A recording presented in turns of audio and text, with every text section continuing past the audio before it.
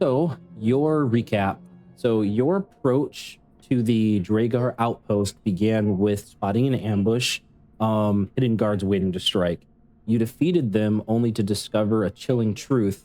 One of the Shardelin berserkers had once been a Shatteredhand Goliath, a member of Echo's own tribe. The revelation ignited Echo's fury and set the tone for what followed. Reaching the outpost, you committed to a stealth assault, eliminating defenders quietly. Nyx's precise magic missiles removed several threats before you confronted Nildar Sunblight and his elite guards. The fight was brutal. Tom nearly died but was saved by Theron. Nildar fell before he could reach his teleportation circle. Venturing deeper, you uncovered something far worse.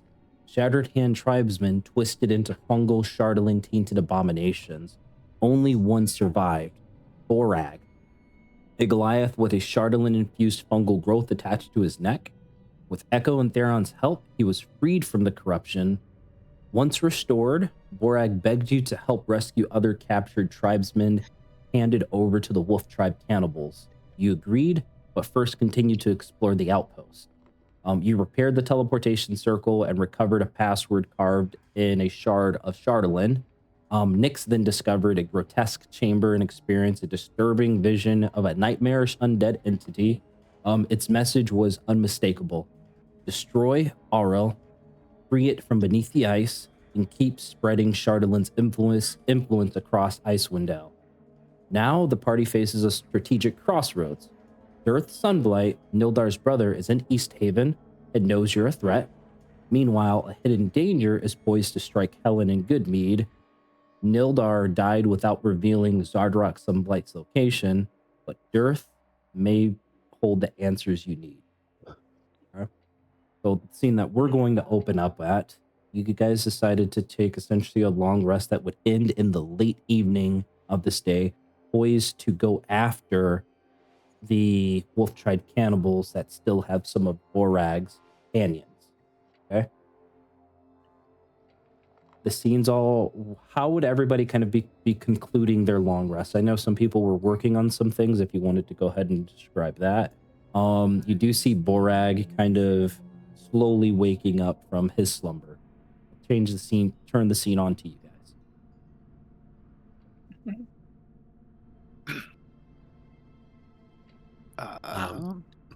Shuros is gonna attune to his new cloak before we get going. How do you think this would look?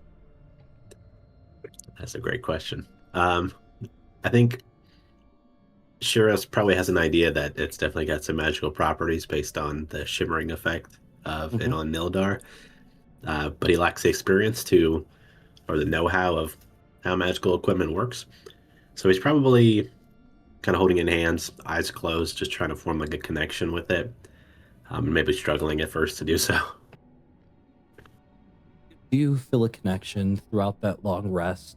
Shuros does, as he's focusing on this cloak at displacement, eventually donning it and clipping it like just underneath the neck. And as you do, what everybody else sees is Sharos's own figure begin to blur for a moment, making it a bit harder to be able to track him. Who else would like to go next?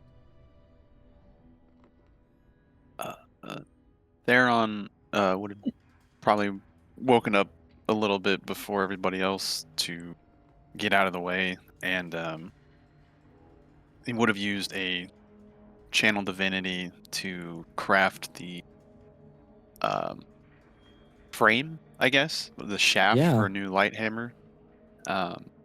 And as people are waking up, they probably see him starting to slowly chisel away at some Shardelin fragments that he's going to try to figure out, hopefully, to set into this hammer frame. Nice.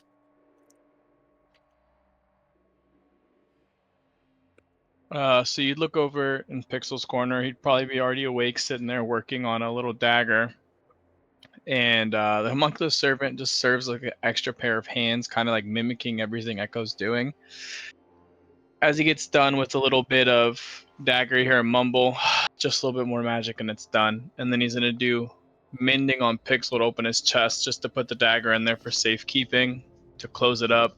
and then he's going to pull out the wand of magic missiles that he created over the night as well, hand it to his homunculus servant, as the homunculus servant kind of like forms into Pixel's body,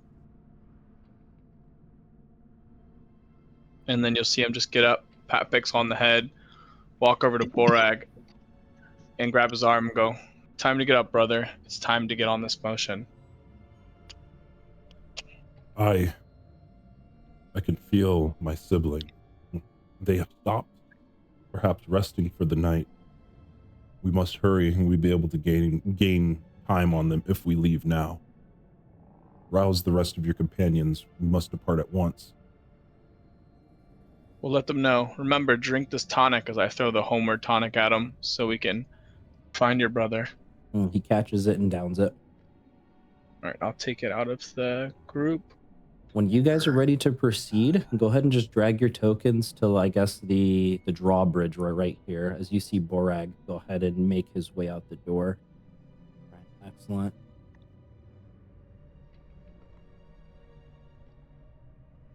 Mm-hmm. And here we go.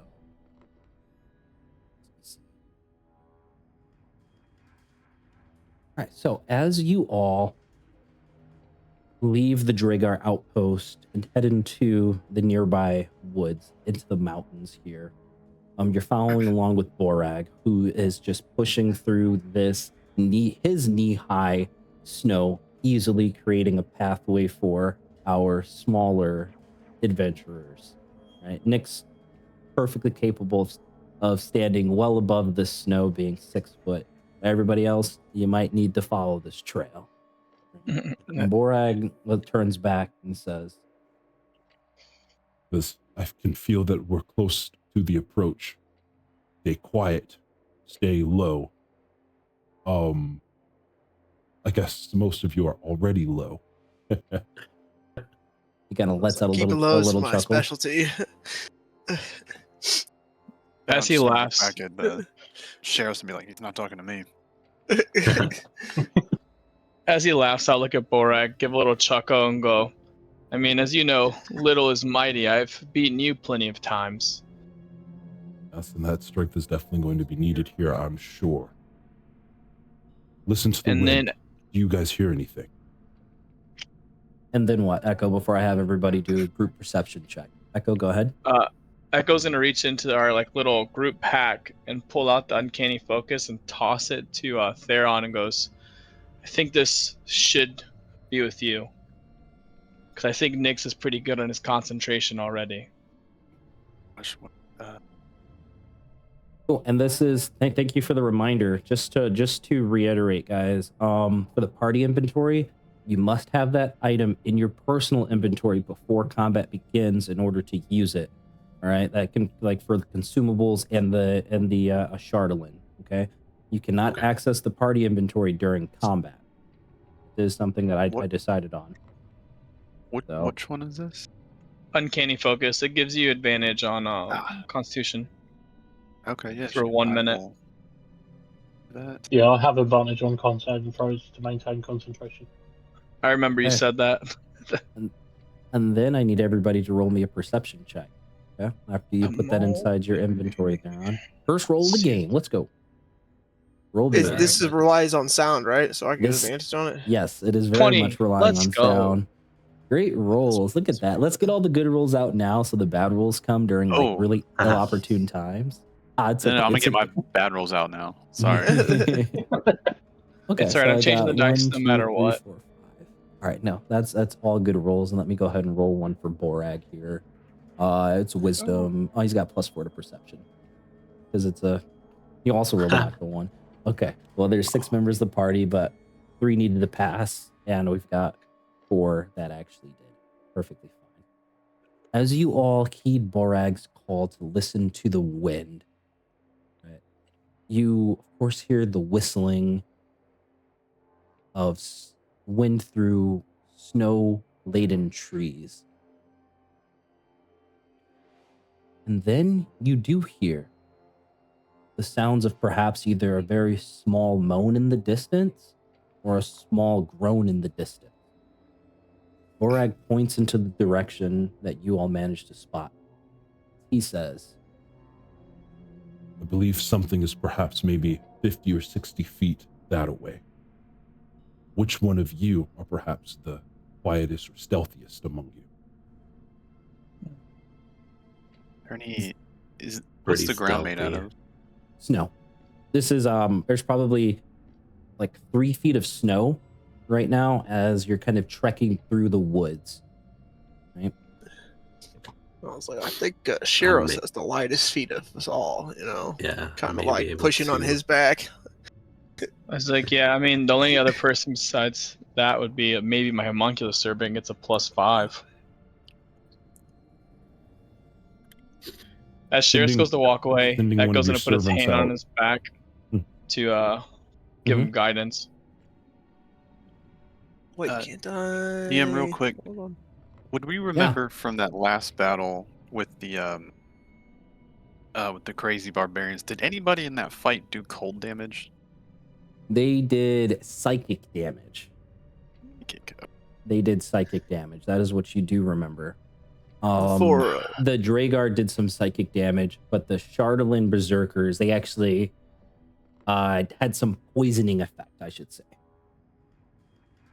And just FYI, just to close this loop here, Nix, you did send Eidos to let the villagers know, hey, all your stuff's over here, and all of the villagers and Karakonig would be coming to pick up their stuff, so that loop is already closed. But Yep. Eidos can be able to come back since it was a very small trip there, okay? So Eidos is with you guys after he completed his task. Bring it back. Borag turns to you all, and once again is probably asking whoever's the stealthiest is probably going to lead the party here on the approach. You can also use one of like do your my best. Okay, Shiros, Yeah, I'll try. give me that stealth check, and Echo, go ahead and roll me that guidance. Oh god. Right, you Please get a give me some light. +2 on it. Oh, that's not great. 12, 14. 14. A 14. Okay. So, Shiros, you lead the party in the direction of that wind, listening keenly, guided by the keen senses of your druid friend Tom there, right? And as you're approaching, you see another Shatteredhand Berserker seemingly standing in the snow, kind of twitching by himself. Right? Okay. You stop with that 14, perhaps just a couple of feet away. And then you all hear a scream, a cry coming from a location beyond that Shatteredhand Berserker, location you can't immediately see. Okay. What do you guys do? I'm gonna just stop, put up a hand, turn to the group, and just put up one finger to signal that I see one person, and then I would just mouth,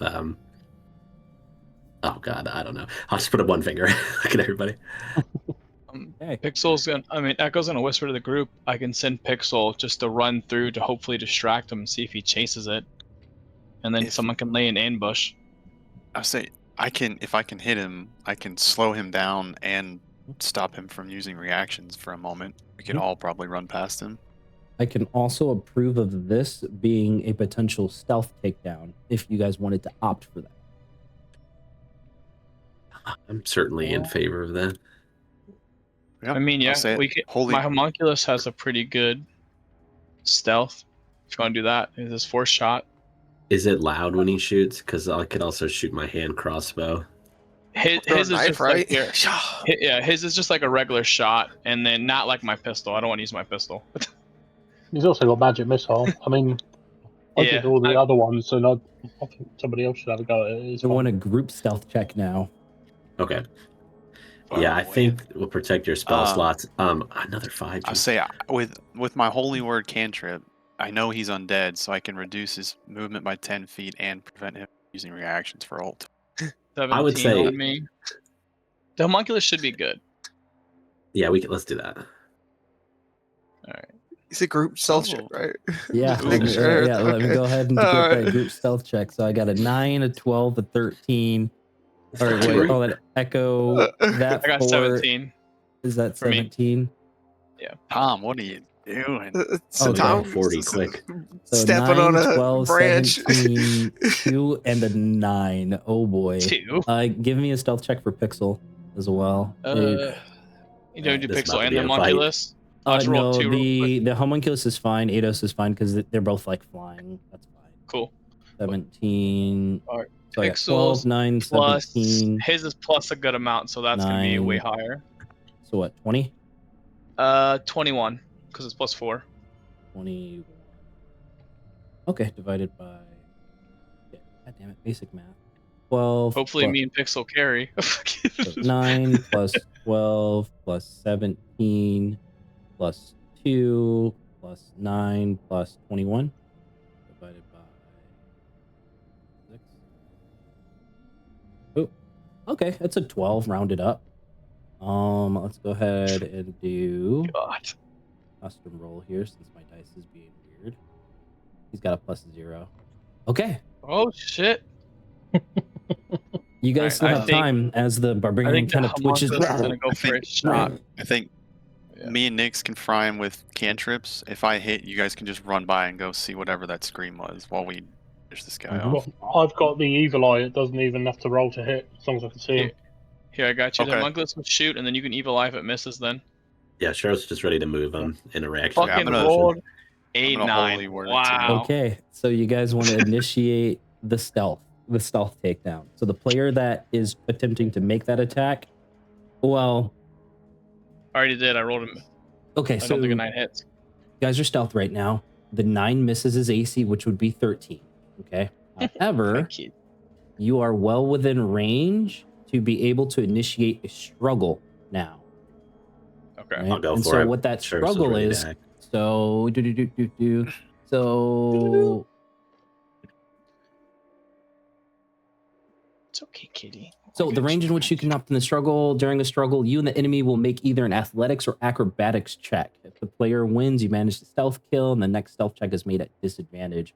Okay, go ahead and have that athletics or acrobatics check for me. It's going to be contested. All right. I'm definitely doing acrobatics. I am rolling like crap. 16. The 16, that's pretty good. You still have guidance applied to you since it stays for 1 minute. Help me out here, Echo. All right, baby, let's go.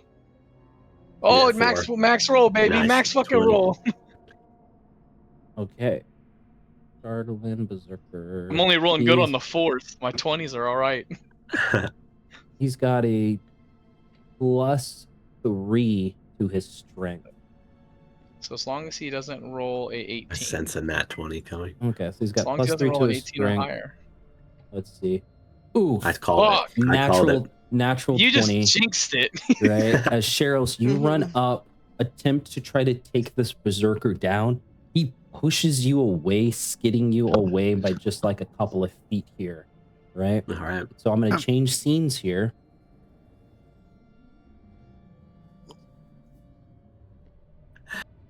We're not off to a great start, guys. It's all good. It's fun. We're in a We all brawl already. It's all right.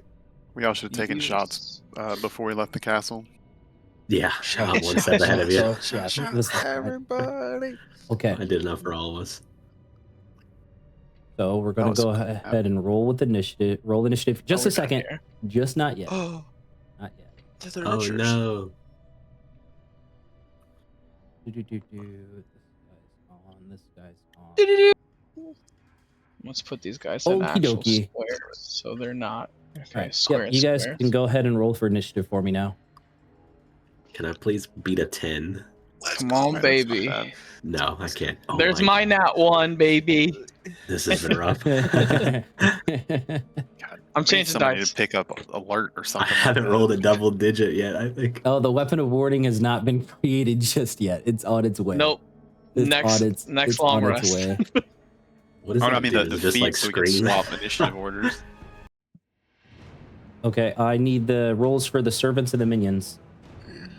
All yeah. mine go Wow. either at the same time as me or right after. Okay, so Pixel's got a 4. Your homunculus servant has a 4. And then Nyx Ados's initiative, 18 plus 3. 21. Yeah. Okay, perfect. So I've got everybody in here, got all the enemies. I just need Borag to be an ally here. Let's switch his side to party member. Okay, so what you guys see as the berserker manages to shrug off Shiro's attempt to perhaps snap his neck, right? And then you see in the distance 2 other berserkers that seem to be a lot more alert than what the Shatteredhand berserker is in front of you. Perhaps peering through snow-laden bushes and trees, you see the outlines of the 3 adventurers you actually spent some time drinking with in the tavern. In front of them, you faintly see the outline of a Dragar holding a medium-sized piece of Shatteredhand, attempting to shove it into the top of the head of the bard here. And then you hear another scream. You hear ripping of flesh as you, Echo, manage to spot 2 Shatteredhand berserkers eating the corpses of 2 Shatteredhand Goliath, obviously dead. Eidos. It's Eidos's go. He's going to fly to this one and just give the help action. Okay, excellent. Nice. All right. This guy's going to struggle. Tom's your go. He is going to cast Conjure Animals. This guy right in front of me. Hails, yes.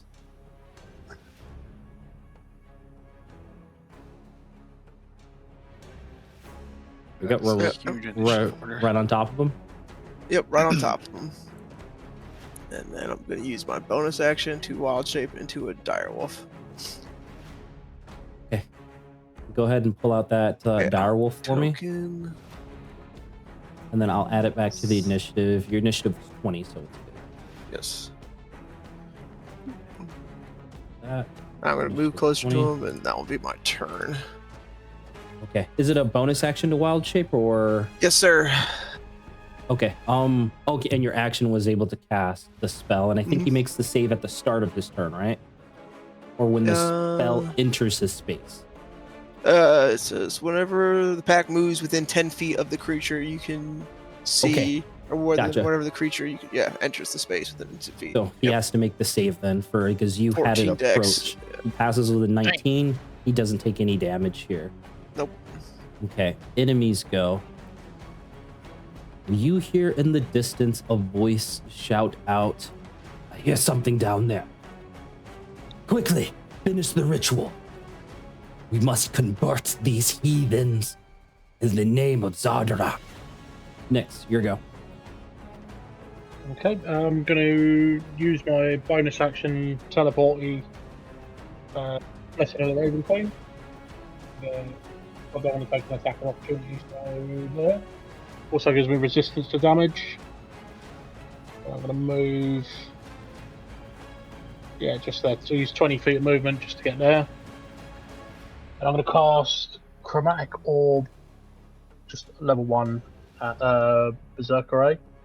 Excellent. Okay. Oh, yeah. Just straight wrong. Intruder! You hear? Nice. Oh, yeah. Big fire as well. Yep, goes through fully. No doubles. No doubles. 12 doubles. Damn. Knock off the spell slot. And end his turn. That's it. Okay. The Drugar Mind Master hears the scream of this berserker as a black orb of fire strikes this creature's chest. The Mind Master spots this attack from the distance, pulls the Shatteredhand piece that was already maybe like an inch inside Thalian's head, cocks his head as he says, "These are the ones Zardarak mentioned. Death Captain. These ones are a critical threat." Then he is going to, let's see, he has to be within 60 feet. He's going to move 5, 10, 15, 20, 25, 30. Ah, you're at 90 feet. So he's going to just use his action to turn invisible here. So attacks on him will have disadvantage. Going to be the Mind Master's go. Lyra's going to struggle. Seeing this melee, you hear her voice ring out as she says, "If you manage to free us, we'll be able to help assist kill these bastards." Thalian just screams out in pain, as if his mind is being racked with psychic energy. Theron, it's your go. All right. Let's go. Since we've got help from, we still have help from Ados, right? For Charlatan Berserker A. Yes, the first attack against Charlatan Berserker A will be at advantage. Okay, I'm gonna hit him with a holy word. Hell yeah. Well, That's it. all right. And then let me just Nice. check. Okay, so 26 to hit. Excellent. So I will raise up my hammer with the crest of the all hammer kind of adorned on the top of it, and you'll see it light up and scorch the Charlatan Berserker for. All right, 2 radiant. All right. But he loses 10 feet of movement speed, and he can't use reactions for until the Excellent. start of his next turn. End of his next turn. Excellent.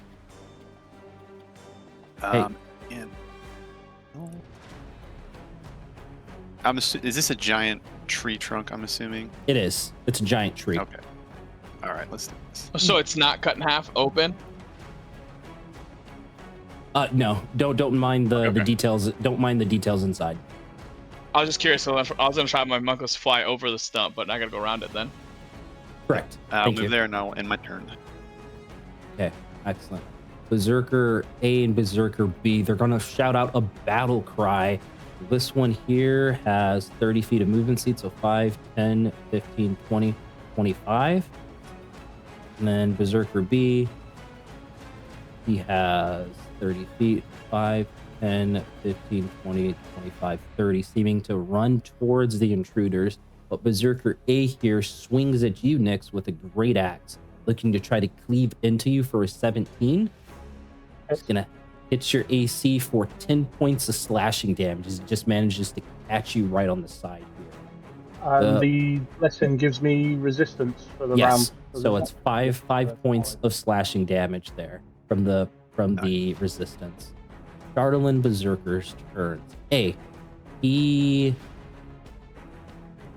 needs to. Does he make any? I don't think he makes any additional saves right now against the animals, unless he ends his turn, right? Yeah, he's gonna end his turn in, I believe. Okay, he is. Double check. Well, he's suffering Charlatan Madness. Let me roll a d6. If it lands on a 1, he does nothing.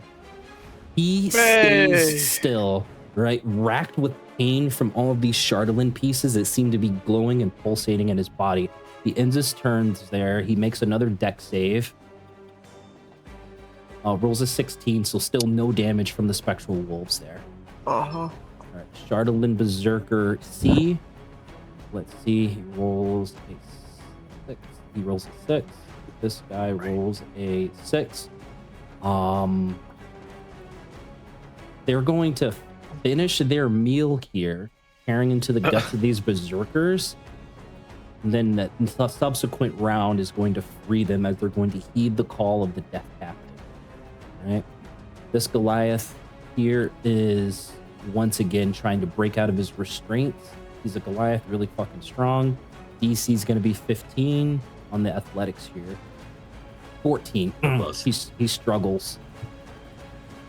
Borag's go. He's going to unleash a battle cry that shakes the trees as he charges towards this Charlatan Berserker here. It's going to make 2 great attacks against it. Hits with a 21, hits with an 18 for a total of 22 points of damage here, almost bloodying this Charlatan Berserker here. Cheryl, it's your go. Is this something I can stand on, or is this like a passage that I'll have to funnel through as well?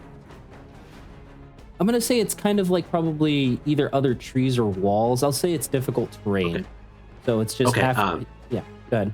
No problem. I'll do that then. Utilizing the extra movement speed just to kind of get me right there. Yeah. Don't shoot. And then question for you: how does reloading the hand crossbow work? Like if I can fire twice in a turn because I have an extra attack. It has the loading property. So with crossbows, technically it doesn't matter how many times you can attack. You can only attack once per turn because of the loading property, right? Unless you have like the crossbow expert feat, which ignores the loading property. So it's not necessarily a bonus action or reload. It's just fire it once per turn and then Exactly. that's that. Okay. Yeah, fire like one action, despite you having multi-attack, you can only attack once with that crossbow because of the loading property, but you still have your bonus action available. Okay. I'm actually going to stand right about there. I'm going to pull out my hand crossbow and I think, can I see B from here? It looks kind of like there Berserker might be some B? shrubbery. Yeah. Okay. You can see him. Going to point my hand crossbow towards him, trying to remember the words Echo taught me about shooting, about marksmanship. I'm going to reach for my drinking gourd and take a long pull of it and just say something like this, I think. And I will fire my hand crossbow at him for a 25 to hit. Nice. Hits him right in the chest. 7 points of piercing damage. Excellent. And then, so I can't shoot the crossbow again. Can I throw a dart then with my extra attack? Yes. All right, it will be a disadvantage. I'm pretty sure he's further than 20 feet away. 5, 10, 50. Yeah. Let's see if I can get lucky. That's not bad. 18. Yeah, that hits I believe right hits. in the fucking eye. Ah! For 8 points of piercing. Max damage. And then I guess I'll use my, or actually I'm just gonna end my turn there. That'll be it. Excellent. Echo. I can move through teammate space, right? Correct. Teammate space is no restriction. 5, 10, 15, 20, Good. 25. He does not have his reaction. 30. And then 2 shots coming at Berserker B. Crit. Changing Nice, the let's dice worked. go. Almost max damage too. 23 Second points of shot. damage. Big hit. Bloodied. For 10. Excellent. All right, and then let me check Pixels real quick, see if he can make that. He can't, so he's just gonna go here. 10, 15, 20, 25. Well, before he moves, he didn't do one attack on A, the Shatteredhand one. Oh, that's gonna probably miss. Yep. Misses. I'll move him closer. This is last 10 feet of movement in his spot. 5, 10, 15, 20, 25, 30. I already rulered this, but I'm just gonna double check it to make sure. Yep, they are within 120 feet. I'm gonna use one charge of the magic missile wand to hit Lyra's ropes, Kale's ropes, and the Barbarian's ropes. Because I know Thalen has a shard in him, so I don't want to free him at the moment. Okay, quick correction. Thalen doesn't have an actual shard. The shard got pulled away, but it looks like his mind is being racked with psychic energy or some type of attack. Okay. No, I still don't. I still want him to. Yes. I want to free those 3. Managed to free, and free. As the And magic that missiles. is everything. Yeah, magic missiles soar, hitting the ropes of these companions. Lyra turns and looks at you. Just like, good job there, Echo. We'll take this death captain. You handle the rest down there. All right. All within the instant of Echo running through, is like they all moved at the same time. Echo shot his 2 shots at B. Pixel went for that quick swipe at A's ankle and missed. And the homunculus just came around the tree and freed everyone. Love it. Eidos is Yep, he's probably going to do the same. Just give the help action. excellent. On Tails that go over here. Seeing the rope slide, he's going to be able to reach for his equipment that was tossed down to the side. He's going to do a cunning. Oh, he doesn't need to do a cunning action. He is going to unleash 3 light crossbow attacks at the death cap. First for an 11, which misses. Second for a 12, which goes wide. Third for a fucking 10. Come on! Damn, Whiff. bro. Right? Freedom for nothing. The death captain ends up just smacking the bolts out of the air as Kale kind of puts up his hood and starts brooding silently. Dire wolf's go. I'm going to bite at the berserker in front of me. Chomp chomp. Attack has advantage. That's Yeah. More crit. Come Gotta on, find hit this the- bad boy. Bite. Oh wait. Roll advantage. Not great. Yikes. The berserker puts up his hand, puts it right into your maw. You tried to bite down, but the crystals seem to just hold your jaw open there. Oh, and he's got to make a dexterity saving throw though. Yes, he does. Yeah, because you're gonna move it out, then move it in. Yep. Excellent. Nice. Dex save 8 fails, full damage. Oh, thank God. Such a cheese. Sweet. As your spectral. It's one of the only ways I can do damage sometimes. 17 points. He's bloodied right there as your spectral wolves tear at his flesh. Death Captain's go. He is going to close the distance with these compatriots. With Kale here, it's going to make 2 Curse Blade attacks against Kale. First for a 21, which is going to hit. Kale's AC is 16. That's how you roll, K. Yeah, he only rolls good for his people, not ours. Yeah, I know, right? It is what it is sometimes. Lyra's AC He'll make up for it, I believe in is him. 15. Okay, so 21. And then another Cursed Blade for a 15, which misses. Last one, Provoke an Opportunity Attack, come after Lyra for a natural 20. Oof. Oh, she's dead. So, first attack's 16 points onto Kale. No, I think she's Second like a attack fighter or whiffs, something. She should be And good. then Lyra is going to take 3d6 plus 1. Or sorry, 6d6 plus 1. God, 30, It's on her 31, goal. sending her bloodied. Right? Yikes. As you see the Death Captain dig a vicious looking blade, this Dragar, into her gut, rips it out, blood spills onto the floor. She coughs up blood. Next to your go. God damn. I think See that Berserker B is barely hanging on. A looks really healthy. yes. I'm going to use cantrip Confounding Shadows. I need a Wisdom 16 saving throw, please. From who? Sorry, from A. Wisdom save. He's got a plus a 0. 2 fails. Okay, he's going to take 2d6 psychic damage and cannot see me until the end of my next turn. Takes 6 damage, can't see me. Okay, so his attacks Does that against mean you would have disadvantage.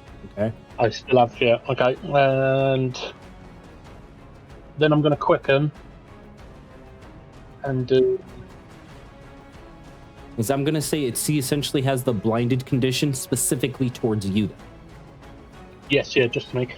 Yep, I'm going to quicken and do Burning Hands, level 1. Excellent. 16 save against A. Dex 16. Got a plus 1. Fails. Full damage.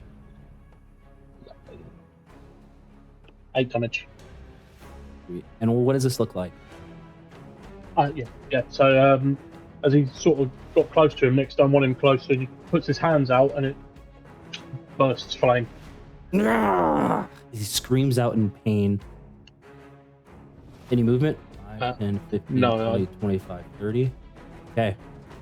See, you are at 60 feet now as the Dragar Mind Master is going to break invisibility here, point at you, Nyx, and then you're going to hear him say in common, "Your mind is mine, Shatteredhand." I need a DC 12 intelligence saving throw. Nyx. Oh, that's my worst one. Okay. Yeah, this. 16. There you go. 16, you managed to rebuff it, ignoring the call to run towards your compatriots to make an attack against them. Lyra's That would've been go. Lyra's go over here. She coughs up blood before she's going to reach for her short sword that's dug into the snow. Make 2 quick upward swipes against the Death Captain. First for a 19, which is going to hit. The second for a 19, which hits. He does Let's go, 17 points of damage here. She continues to cough up blood. And that's all she can do right there. She's going to stay put, not wanting to provoke an opportunity attack. Stay in here, see if he can pass his charisma save. He fails. He seems to still be incapacitated by some unknown threat. Daron's your go. All right.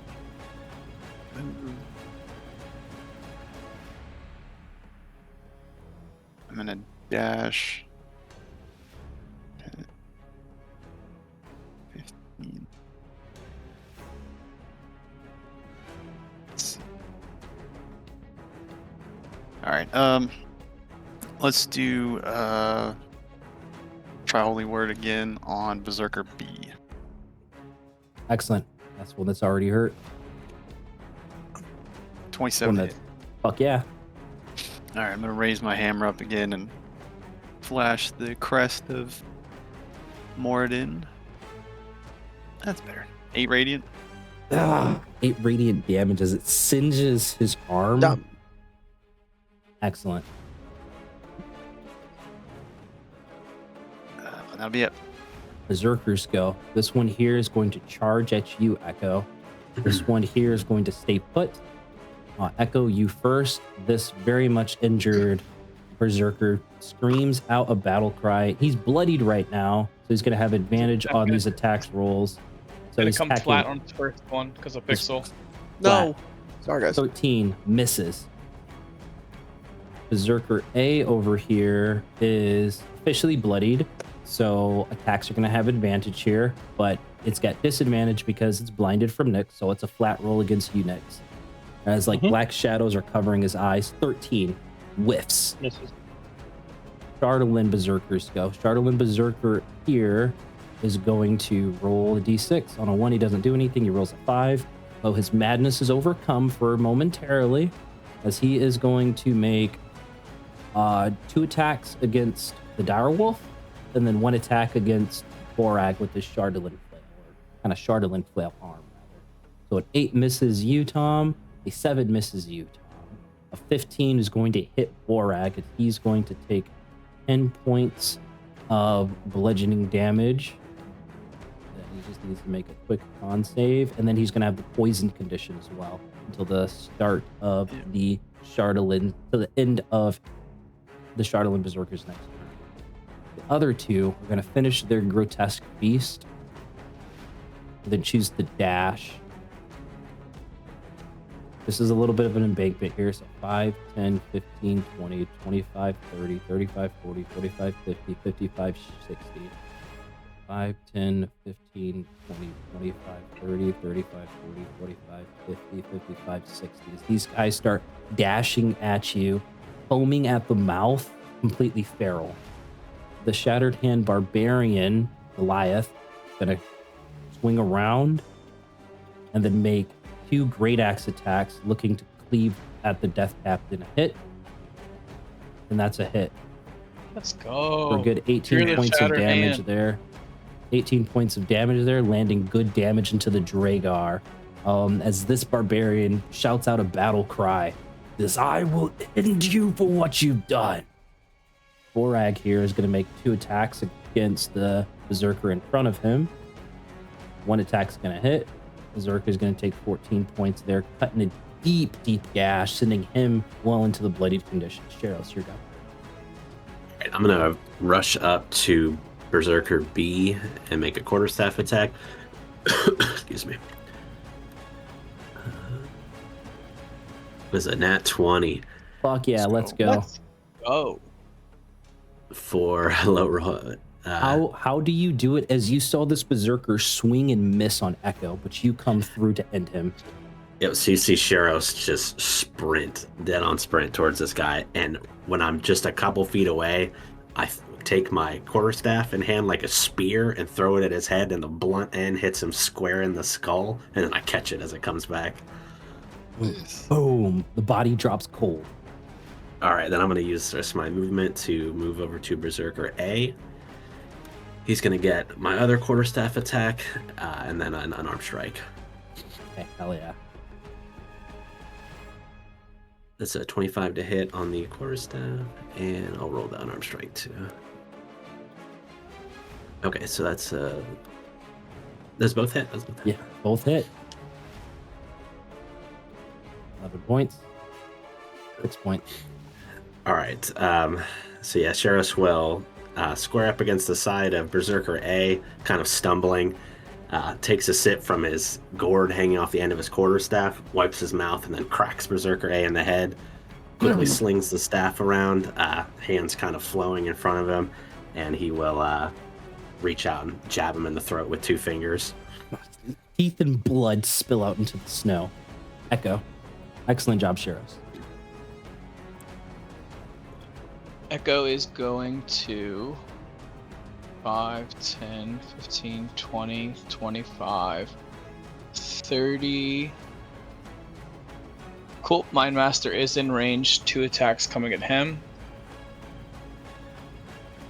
13 hits. And hits. So Echo's going to run over that dead body as he steps on him.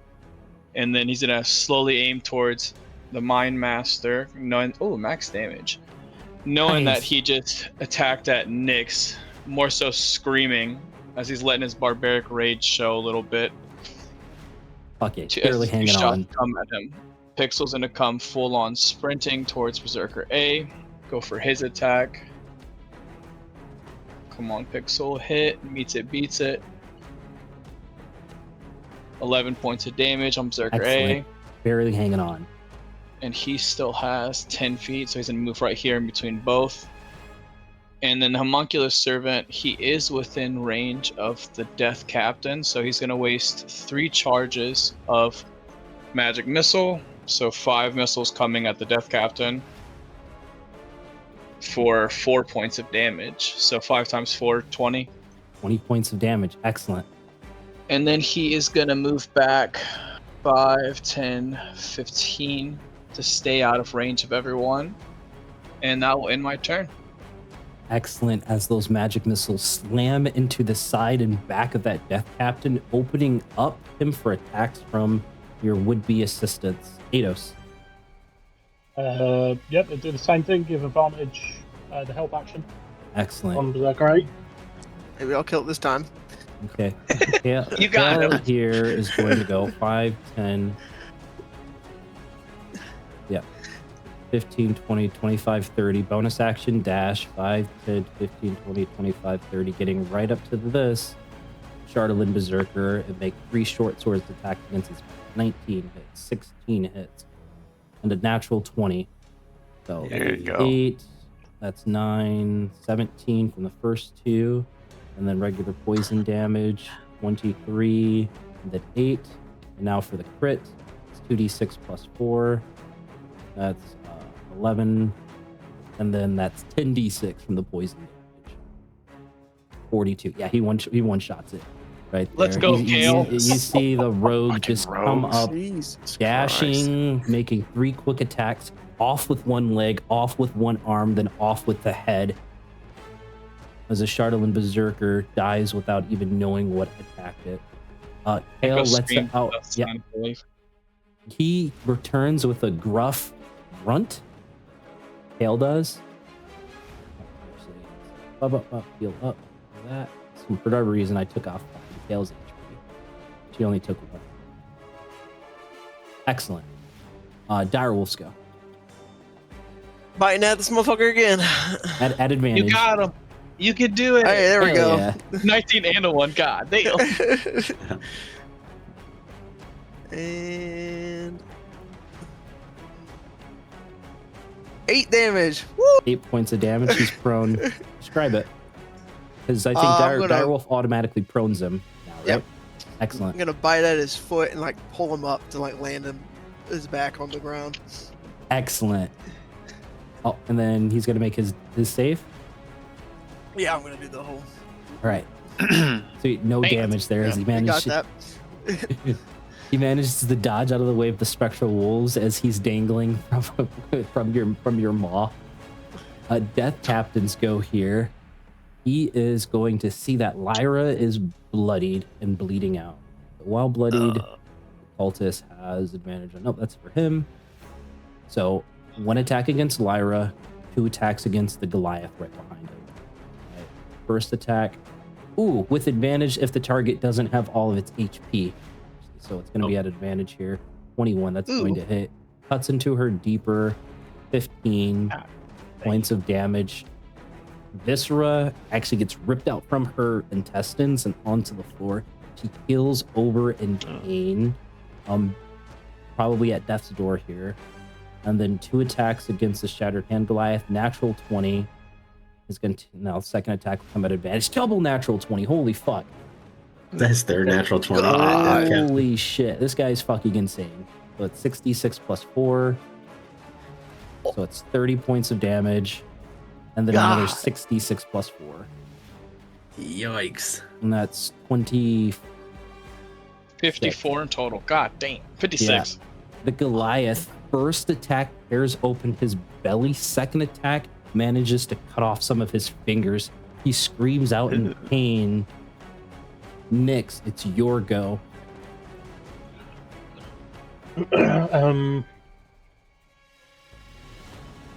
Let's go for I think I'm going to go for a 3rd level magic missile, so that's 5 darts. Excellent. Is Berserker A bloodied at all yet? Who? Berserker A. Yes, very much so. Berserker A is barely hanging on. Same thing Okay, so for... I'll put one... I'll put 1 into Berserker A, 2 into Berserker C, and 2 into Mind Master. Okay. Please be good. So 4. So 4 into Berserker A. Boom. 8 into Berserker C, because you sent 2 his way. Yep, that's it. And then the last 2 that hit the Mind Master will do it. Okay. Let's fucking nice. go. Very nice. Go ahead and describe they it. sort of, they sort of come out like all at once from his hand.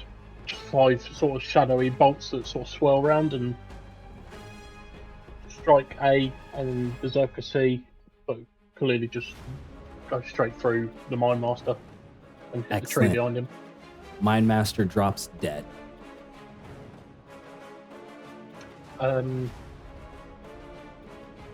Yeah, and I'm gonna end my turn. Okay. Next, as the Mind Master drops dead, you see a green glow come from Lyra as you see her put her hand towards her gut. And then some of her viscera that was spilled slowly starts to recede back into her abdomen as she casts Cure Wounds on herself. Okay, good job. Lovely. 2d8. Yeah, 2d8 plus mod. And is that +2? So 15. Heals for 15.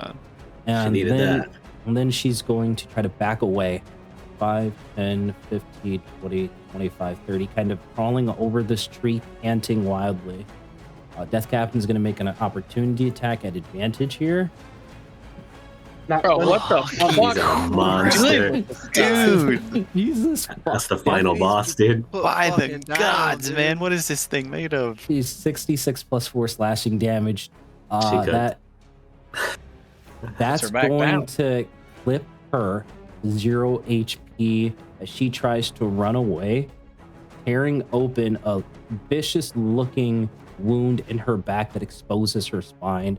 She falls over the tree and she's unconscious right now. When it comes to her turn, she's going to have to make death saves. All right. And that actually ends her turn, so it's going to be first death save here. I'm going to roll this one private. No, we want Death to see the suspense. It makes us happy. Is I don't know, I the think it'd be Goliath kinda- still standing? Okay. Shatteredhand Goliath A? I think Okay. so. Lyra leads bleeding out in the snow. Thalion, let's see if he is able to pass his charisma check. He does. Rousing himself. He is going to...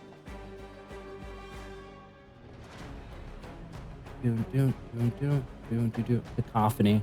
He doesn't have any other good healing spells. So yeah, so Death Captain here is going to see the bard start singing the worst poem in the world. Going to make a Constitution save. Got a +4 to con. 17. And on a success, takes half damage, though, of psychic damage. So just 3 points of psychic damage here. As the Death Captain points his cursed sword at Thalion, and you know he's going to be next, perhaps, if not that Goliath in front of him. Theron, it's your go. You see the body of Lyra fall over the tree. Her once closed wound from a cure wound spell undone. Viscera lies pooling in the snow. Your go. All right. Let's 15, 20 dash 20. Oh shit! I didn't even know your walking speed was only 20. God damn. He's a thick boy. Yeah, it's that shield, bro. Have a shield. All right, she's actually within range, so I will throw a healing word her way. Okay, excellent.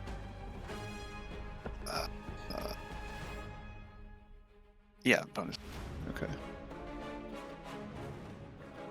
It's 10 health. Sweet. What does this look like as you manage to save her life? In as clunkily as I can, I'm gonna sprint over there and sort of just use the shield to kind of stop my momentum and quickly throw out my hand as it turns like a dark orangish, reddish orange, and you just see a thin veil of orange magic kind of overtake her. Hopefully, get her back on her feet. And it does. For your action? And then I'll just... But I dashed for my action. Okay, you dashed for your action? Okay. Yep. Excellent. I will just stare at Berserker C and end my turn. Thank you, Theron. Lyra cries out as Berserker A over here is going to scream out in pain. Attack you, Cheryl, once at advantage here. 24. Nope, flat. Oh, it still Flat. hits. 17 plus 5 would still hit. Okay. So 5 points. Did you want Alright, to? I'm gonna reaction deflect here. Fuck yeah. And then I'll spend a Yep. key point to Redirect. throw it back at him. So it's a dex save of 13. He saves. Swing. Okay. Yes. Berserkers Got go one. there. He screams in your faces. Berserker A here is prone. Roll flat d6. Roll 2. He could do stuff. He's going to make 2 attacks against Borag this time, and then 1 attack against you at disadvantage because he's prone. So disadvantage. 14 hits Borag. 14 hits Borag. And then Goddamn, on to another Tom in at 18. Okay, so Borag is going to take 6, God, is that 7. thing still alive?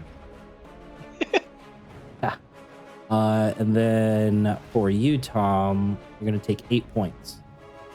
And then I need a DC 13 Constitution saving throw. You'll be poisoned until the end of the Shatteredhand Berserker's next turn. Nice. Hell that's yeah. That's a con check. Is your con modifier Oh, my bad, plus- my plus bad, 3? my bad. Yeah, it is. Okay, I'll take it. Okay, that's my Excellent. bad. Wait, this dexterity other- saving throw. Let Yes. him die. Yeah, Yes, because he ended his Fucking kill turn him. there. nice. He's Yeah, nice prone, catch I there. think. Oh, I think it's disadvantage on prone for dex. I don't know if it's disadvantage or advantage. I'm pretty sure it's like disadvantage here. I'm like 98% sure. But luckily they got a nice glossary here. No, it's just attack rolls. It doesn't do anything with saves. Oh, dang. And he succeeds. This guy's fucking dexterous as fuck. Yeah, he keeps. As he's You're rolling prone. like a beast poison, today. right? Okay. Shatteredhand Barbarian here is barely hanging on, bleeding profusely. He's going to make 2 attacks against the Death Captain, screaming in his face, misses with the 2, hits with a 24, dealing 6 points of damage, carving through more of this Death Captain's HP. Borag's go. He should no longer be poisoned. Well, he has to make 2 DM. con saves. Yes. Not that I want the smoke, but were you going to do anything with Berserker C? I saw you move him and then you pivoted. Yes. Yes, I did. I want the smoke. Honest man. No, I did. Good oversight. Give yourself a heroic inspiration for the reminder here. But 3 attacks, yes, coming at you. 7 misses, Take the 7 inspiration, misses, now die. and then 6 No, misses stop. with a natural 1. This Shatteredhand Berserker is just Yeah. beating on top of that shield. Yep. Okay. Now you're gonna catch these hands next turn. Good call. That was good great. Call. It's a 16 and then an 11. So his attacks will have disadvantage here, but they're flat because of the advantage here. So 17 hits, and then a 15 will hit. Oh, good damage on both. That's actually going to do it. Yeah, the fucking Shatteredhand Berserkers. What does this team kill look like as the axe comes in? But I'll let you narrate it, Tom. 'Cause you're still Let's having go. this guy in the mall. Oh yeah. What do you think this would look like for us? Are you there, Thomas? Bueller. Oh, maybe not. Mr. It's okay. Thomas. Sheros, it's your go. All right. So having just deflected this berserker's attack, I'll say Shiro swats his hand away with the quarterstaff, and then I'm going to make an unarmed strike with my bonus action against him. Hopefully, can kill him with that. Come on, you got it. Let's see, okay, that hits. Nice. Go ahead and roll damage for me. 11 points of bludgeoning. 11 points does it. All right, so I'll say I swat his hand away with my quarterstaff, and with the other one, I take 3 fingers, lock onto his windpipe, and just squeeze. Oh, love it. Crushes it. He falls to his knees and dies. All right, and then I'm gonna, not literally in rule terms, but dash over to this berserker that's squared up with Theron. Yeah. And I'm gonna give him my 2 action attacks. I'll just swing the quarterstaff twice. Come So, on, you got it. You got 26 to hit on the first one. 23 both hit, I believe. Mm-hmm. 11, good damage. 10 points, good Nice. damage. All right, so I'll say as I get up next to him, I'm gonna feign like I'm falling, use the quarterstaff to catch myself, and then just snap it into his face twice, just super quick. Breaking Grab his Echo already by crooked accident. nose. Echo. All right. Echo, watch that. I guess he can give a smirk because he's going to move 5, 10, 15, 20, 25, 30. 2 shots going at the Death Captain. You're at a little Good bit roll. of a you're a little bit of a defilade right there because that is a big tree, like Mhm. kind of right there. Not you would have Yeah. to kind of go around it on the left side there, unless you wanted to Okay. climb over the tree. For which part are you talking about? The directly in front? Yeah. Yeah, like the trees like down and stuff like that. So this is like maybe like what a 10, 15 foot drop. Would You'd you have have to, like 3/4 cover then, or no? It's a pretty thick tree. You know what? I'll give it 3/4 coverage just so it'll be easier. Yeah, 3/4 cover is fine. Well, I think the first one would still hit then. Yeah, because his First ACs right there would be 21. First shot hit. Echo's kind of dang max damage again. Nice. Echo Let's aims go. his pistol really high, and as he shoot, you just like watch the bullet fall, and you're just gonna hear a thud. And the second one, he's gonna point back at C, because he doesn't Okay. know if he's gonna get lucky twice. As he aims at the back of his head, and smacks him. Sweet. Excellent. Bits of his And skull then- go flying. Pixel's gonna come running in to hopefully try to finish that. 5, 10, 15. Come on, good roll. 17 to hit. Almost max damage for 13 as he bites a chunk of his Excellent. calf. Still up, And then it's but gonna hurt. move 5, 15, 20, 30. Right. That's my 40-foot movement. That will hit. Yeah, 6 points. All right. So as Pixel bites him and takes off running, he's gonna get smacked in the back. 5, 10, 15, 20, 25, 30. The molecular servant's just gonna kind of like he's riding the wand, but squeeze it as hard as he can as he shoots the last 3 charges at the Death Captain. So 5 more for 3 points. 3 times 5, 15 points of damage. Excellent. He can see the captain from there. Jesus. Magic missile, man. And magic missile automatically hits. Excellent. 5 bolts slam into the Dragar Death Captain, who's barely hanging on here. Ados' go. He's just going to move and dash to get to there. It's got 60 foot fly speed. Excellent. It's 120 feet. And in this turn. Sweet. Tails go over here. He's going to go 5, 10, 15, 20, 25, 30. Run up to Lyra and begin to try to administer first aid here. Right, as Kale starts tending to some of Lyra's wounds, he gives, oh, my bad. He gives you a look of concern, Echo, and then kind of makes a nudge towards the direction of the Death Captain, and then another nudge and a acknowledgement of you guys assisting. Tom, it's your go. All right, now that this guy's finally dead, I'm going to dash. I'm going to move all the way up here. Excellent. Fucking running through the battlefield here. You are able to move your conjured animals, I move it believe. 30 feet, I think it's 30 right there. feet? Okay. Yep. Excellent. Death Captains go over here, seeing the Shatteredhand Goliath barely hanging on. Gonna make an attack. Which is 24. 12 points of damage. You, Echo, hear the thud of your bullet connecting onto the Death Captain, who lets out a grunt. The next moment, you see the head of a Goliath go flying into the air. Right?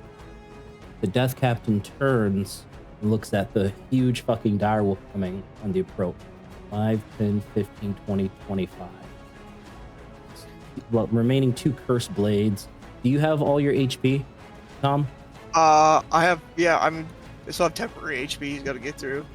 Okay, all right, sweet. So it's flat rolls, not an advantage because you have all your HP. All right, so 25 to hit and then a 21 to hit. All right, biting into you. First attack for 14 points of slashing damage. Second attack for 20 points of slashing damage. Some ferocious rolls from the DM today. Yeah. All right, the Death Captain growls at you as he says, The Sunblights will rule Icewind. You cannot stop this. Your deaths will mean something to us. It will help fuel us, for you ruined our plans. Sephic mattered, and you took him from us. You ruined our plans. Nyx, it's your go. Let's go. 5, 10, 15, 20. Just checking something there. 73. What's that? Need to do another 10 feet. I'm going to use. Oh, wait, he hit me. I got to do Constitution saving throws, don't I? Yes, you do. DC's 10 for each. All that out. Damn, Tom. Nice.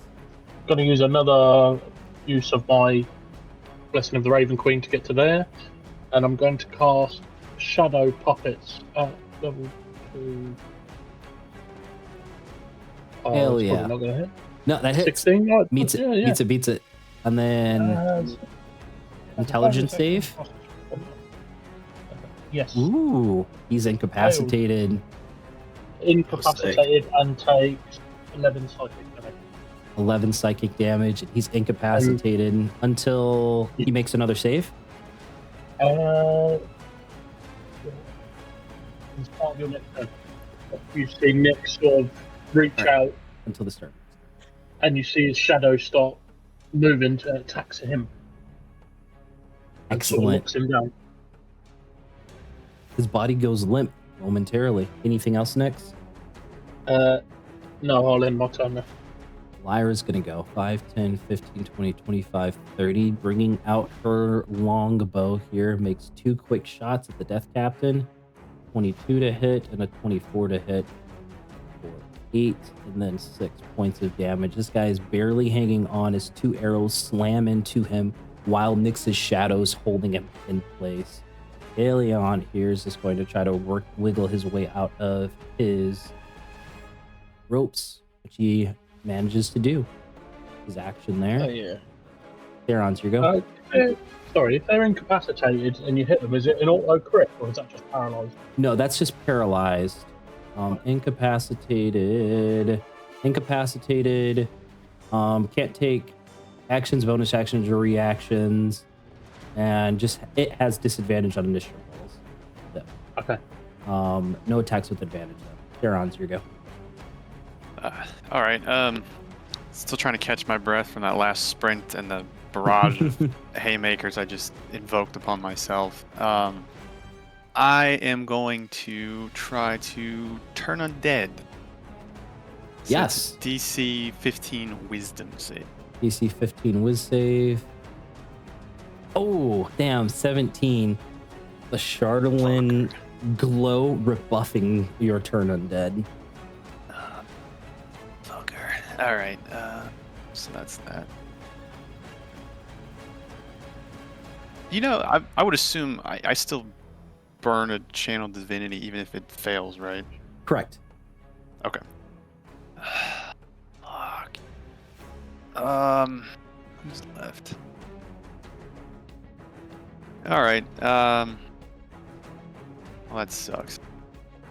I will then just. Where'd it go? Shit.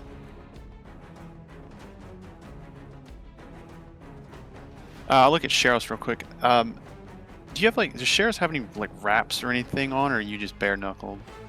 He's got his knuckles are wrapped. All right, I'm going to reach over to you, throw my hammer on the ground, and grab your hand and cast magic weapon. Oh. And turn your wraps into +1 wraps. All right, sweet. For the next hour. Hell yeah. So that just tacks a 1 onto, is it hit to hit and then damage? Yeah, it's just like a +1 weapon. Okay. Mm-hmm. Make note of that. And then I'll grab my hammer back and get ready for another barrage of haymakers. Excellent. Sheros, on your character sheet, if you click on your unarmed strike, you see customize, you can change your to hit to, I think it should be +8. And then the bonus damage, it's either you add 1 or you make it 5. It's either one or the other. Just play around with it and your character sheet will update appropriately, okay? Okay. Okay. The Chardolin Berserker, after rebuffing your turn undead, is going to attack 3 more times recklessly against you, Theron, here. All right, so attacks against Berserker. C is going to have an advantage here because it's attacking recklessly. So 11, a 23. 23 still misses your current AC, right? Or is 23 it your meets AC? it, so it's, that meets it. 23 would hit. And then a 24 is going to hit. Okay. So Yep. Okay. I'm gonna react to the 24. Okay. Decelerate that. Okay, gotcha. So, Jeez, that'd be the 8 points of damage there that you are going to decelerate. So it's 6. So total of 12 points here. And then I need 2 DC 13 Constitution saving throws or you'll be poisoned. I think you have resistant to poison damage, but not resistance to the poison condition. But you have advantage to end the poison condition. So go ahead and make the checks. That was 12 total damage, right? Correct. 12 points of damage and then 2 DC 13 Constitution saving throws at advantage here. Yeah, because it's poison, right? Yeah, to avoid or end the poison condition. Okay, so con saves. Correct. DC's 13. Okay, so that's the first one. Nice. Natural 20. And the second one. Nice. 17. All right. Don't have to worry about it. As you manage to rebuff the Chardolin in a few strikes, Borag here sees the head of his brother fly into the air, lets out a vicious scream of pure sorrow and pain as he is going to just use his action to dash 60 feet. 5, 10, 15, 20, 25, 30, 35, 40, 45, 50, 55, 60. Barbarian's just screaming, stumping through the snow as he shouts out, "Nobody touch him! He is mine to kill!" Sheros, it's your go. All right, seeing Theron's influence on my wraps, I'm going to use my bonus action arm strike against this Berserker C. Yeah, let's go. It's a dirty 20 to hit. And 8 points of bludgeoning. Excellent. He's still breathing? He is, but barely. All right, I'm going to give him another punch with my action. Oh, actually, the quarter staff, but we'll go with it. 14 to hit. Yep. And 9 points of bludgeoning. Crack. You know, if you hit one more time, you'll do it. All right, he can have my last attack then. This one will be unarmed. Is that 14 again? For 12 points. Yeah, that of definitely bludgeoning. fucking does it right there. What does this look like? This combination effort between you two. Yep. So just seeing, or if, Darren, if you want to say what it looks like, because I'm not sure what you had envisioned with the magic. Yeah, just as I reach over, you see this kind of like orange and black speckled like shimmer over the wraps that you have around your hands. All right. Sheriff's seeing that. He's just going to launch a flurry of unarmed strikes on this guy until he stops standing. And he stops standing indeed. The undead monstrosity falls to the ground. And then I'll just move. Okay. Go right about here, and then my turn. Echo. Echo's gonna let off the same barbaric scream as Borag as he sprints forward. 5, 10, 15, 20, 25, 30. He's gonna use his bonus action to crush the healing gas potion he has in his pocket, so everyone within 5 feet, including himself, gets 1d4 plus 1 healing. Okay, so that's Nyx, Lyra, and Pixel. And Echo for 5, everyone gets 5 healing. And then he's gonna look at Borag and go, "Brother, I know you want him, but so do I. He's done enough to our clan." He is mine. He killed my kin. He rebuffs. 22 and 11. Yeah, 22 definitely hit. 11 You're both miss, my kin. unfortunately. Max damage again. Dude, nice. He's barely fucking hanging on. One more attack's going to do it on this death captain. 5, 10, 15, 20, 25, 30. The homunculus servant's just gonna fly in. You're gonna see its finger lift up as it goes for its shot. He's got 10 HP left. Homunculus servant can't kill it, but he will still do some damage. Max damage too. Motherfucker, dude. Nice. 8 points of damage, blasting a hole kind of through the chest of this captain. Pixel can make it. Can he? 5, Hell yeah, 10, let's go. 15, 20, 25, 30. And he's gonna go for, come on, I don't think I'll hit. Nope. 12 misses. Eidos. 8 notes for the kill. He can't. Kills himself. The help action there. And it's All right, Hale here is just gonna rush to the side of his compatriot, and just check up on Lyra. Let me heal up Pixel for that. 5. I'm gonna attack. See if we can't hit. got advantage. Natural 1. I gotta re-roll it though. Whew. Yes, you do. You do get to reroll the natural 1. And I'm gonna use my heroic inspiration. Well, you're attacking. you already have advantage. You already have another natural one. it. Yeah. So it's this was the reroll for the natural 1. Go ahead and attack at advantage here because Eidos is doing the help action for you. Double natural Aren't I 1. poisoned? So wouldn't it be? Just a regular plat, you got it. I know Yeah, you made both of your saves. You. Oh, okay. Yeah, you're not poisoned. My bad. Did you really just re-roll a nat No. 1 for a nat 1? No, that's a perception check. Oh, was it? Fuck. Losing him. He's I'm drunk. Are you so drunk? sorry. No, I'm not. I saw the advantage. That's where my brain went. That hits. That's gonna hit. I'm so sorry. The natural He's just trying to ones make are sure just he can still see flustered. the captain. 5 radiant damage. What does this look like as Nyx is holding down this death captain with like Oh, shadows God. basically? Nyx, but you managed to secure the kill. You're just gonna see my fangs glow like a little bit like golden for the radiant damage. I'm just gonna latch right on his windpipe and just bite down. As soon as Tom does that, you're gonna see Echo just turn around full sprint into Borag and wrap around that was him. bad. Go. Relax, brother. Don't let your emotions get over you. We're here. Give me an athletic at advantage to try to hold Borag back from charging at the corpse. Plus Step 1. away from that. You boy gets minus on this.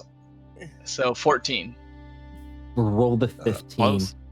He manages to rebuff you, but you attempt to slow him a bit as he heeds your words a bit, but pushes you to the side as he continues to go towards the body that Tom is defiling right now. As Borag steps in with a huge fucking foot and slamming on top of the head of this Dragar, completely caving in the skull. Brain matter covers the floor. Borag is breathing heavy in anger, refusing to look upon the body of his brother in the distance there. Lyra, Kyle, and Thalian, everybody starting to coalesce around the location that they were just being held captive at. Right? Lyra's... He was decapitated. Yes. Okay. Yeah. He was decapitated. Lyra speaks up.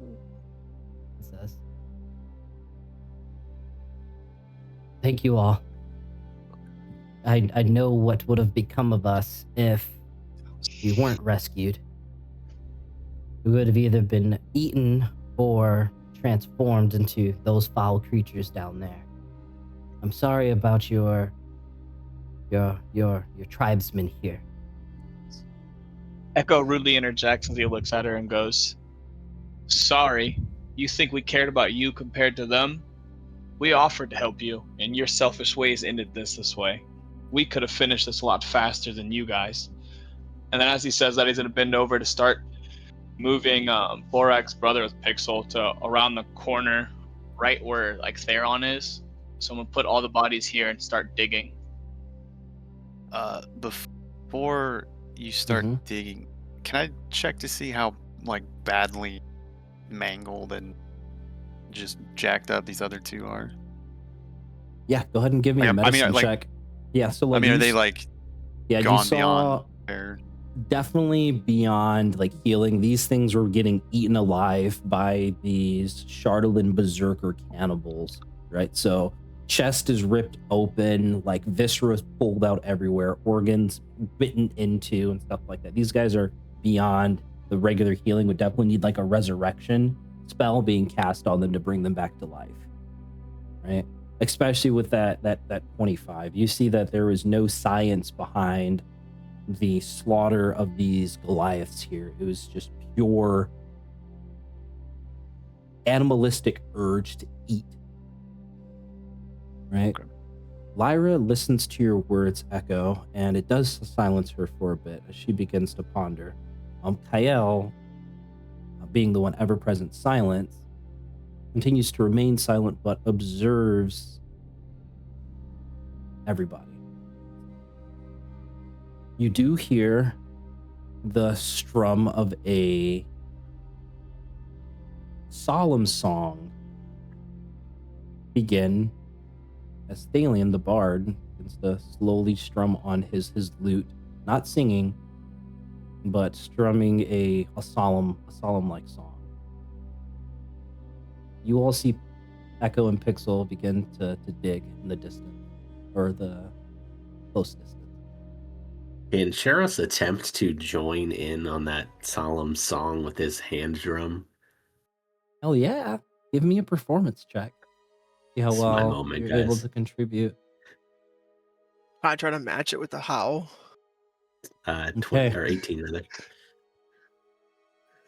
Sheros, you notice that Thalian is perhaps strumming some of the wrong notes in the tune that he's attempting to try to play. And with your guidance on the drums, he's actually begins to follow your lead on the song. Okay, I'm just going to try and perform something to honor the fallen. Excellent. You see a tear form in Thalian's eye as you both begin to play. Echo, you hear this. It really is quite beautiful. It's a lute and a drum, but it's not noise, it's music. Echo's gonna wipe away tears as some of his greatest fears are coming into fruition of his guild members passing away and just the feeling of being alone. After he finishes digging, he's gonna look at Borag and go, "Do you want to do a great burial or a burn?"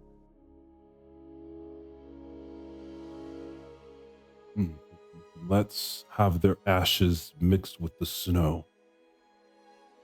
It's a shame that we weren't able to rescue them.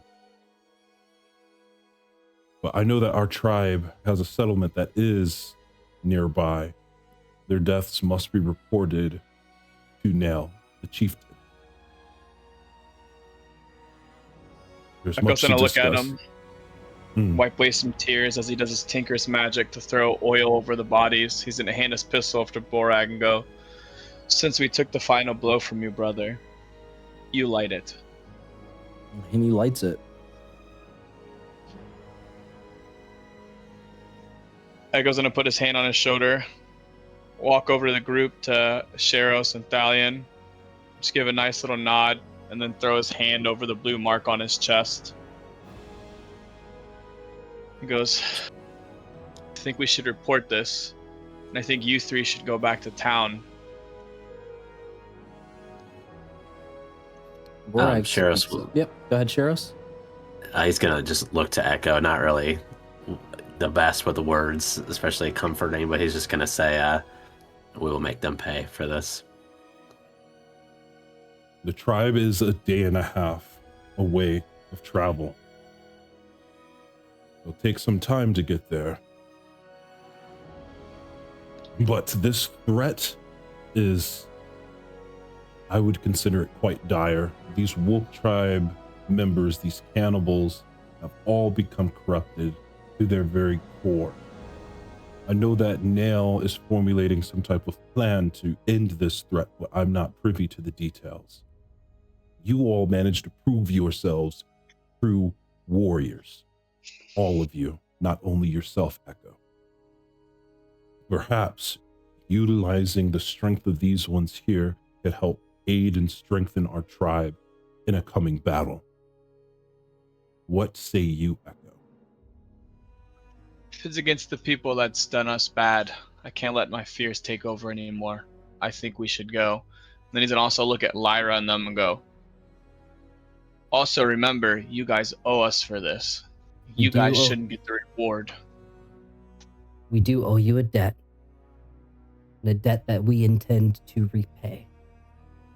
If you want to pay it forward and go meet Helen at Goodmead and help her. What's going on there? Details should be no, friend. She has a spy there, and she reached out for us. We've sent word there to help out with her. But she is a great warrior, and if she herself said she needs help, I think you guys would be just enough to hold it down until we get there. Especially the little sneaky one there, as he points at Kale.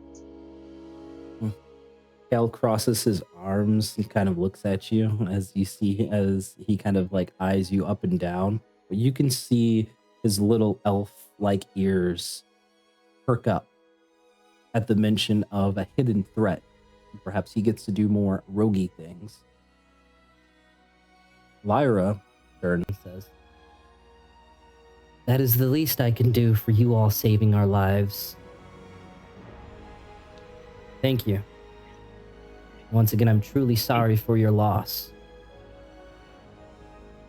Do this for us and we'll consider the debt paid. How would we be able to communicate with you? Do you have some type of sending stone, or is there a location we can send a carrier pigeon to inform you that the task is complete? Well, we'd rather you stay there till we make it, because that's where we're going after this. Aye. Then we will conduct a very thorough investigation, and we will find this Helen that you mentioned. We already know your names and your composition and what you look like, so I'm sure that we shouldn't have any troubles building trust. But is there anything that we should tell her, so to alert her to know that we are not any enemies, or this hidden threat that is ailing her? Echo's gonna smile and go, "If she wants to know a good story, she knows I won't crack easy. Tell her about our story of hunting yetis together when I lost my arm and took one back. She'll know all about the story of how we were stuck in the cave for 3 days alone." Now for threats, I think you've already seen a lot of the threats here. we're pretty much facing these people and cultists. Very well. The wolf tribe perhaps is an even greater threat than these cultists. I hear there might even perhaps be gathering in mass to launch some type of massive assault to replenish some of their numbers. Best of luck, you all. As Lyra, Travel safe. Lyra begins to pick up some more of the scattered gear around. Let me go ahead and put inside your guys' group inventories what you guys do find as you're scouring the bodies of all of the Dragar and the dead berserkers. Quite a bit of gold on that death captain as well. I goes and uses bonus action to change the wand of magic missiles into goggles of night. That death cap was rolling fucking a lot of nat 20s. That's what I forgot. This is late evening, so people without dark vision should have actually been doing a whole bunch of crazy stuff at disadvantage. That's something I did forget. Won't forget it next time if you guys decide to go out at night, though. Trust me on that one. Thalian, however, before as he gets up, like he finishes his song with Sheros, he looks at you, Sheros, as he says,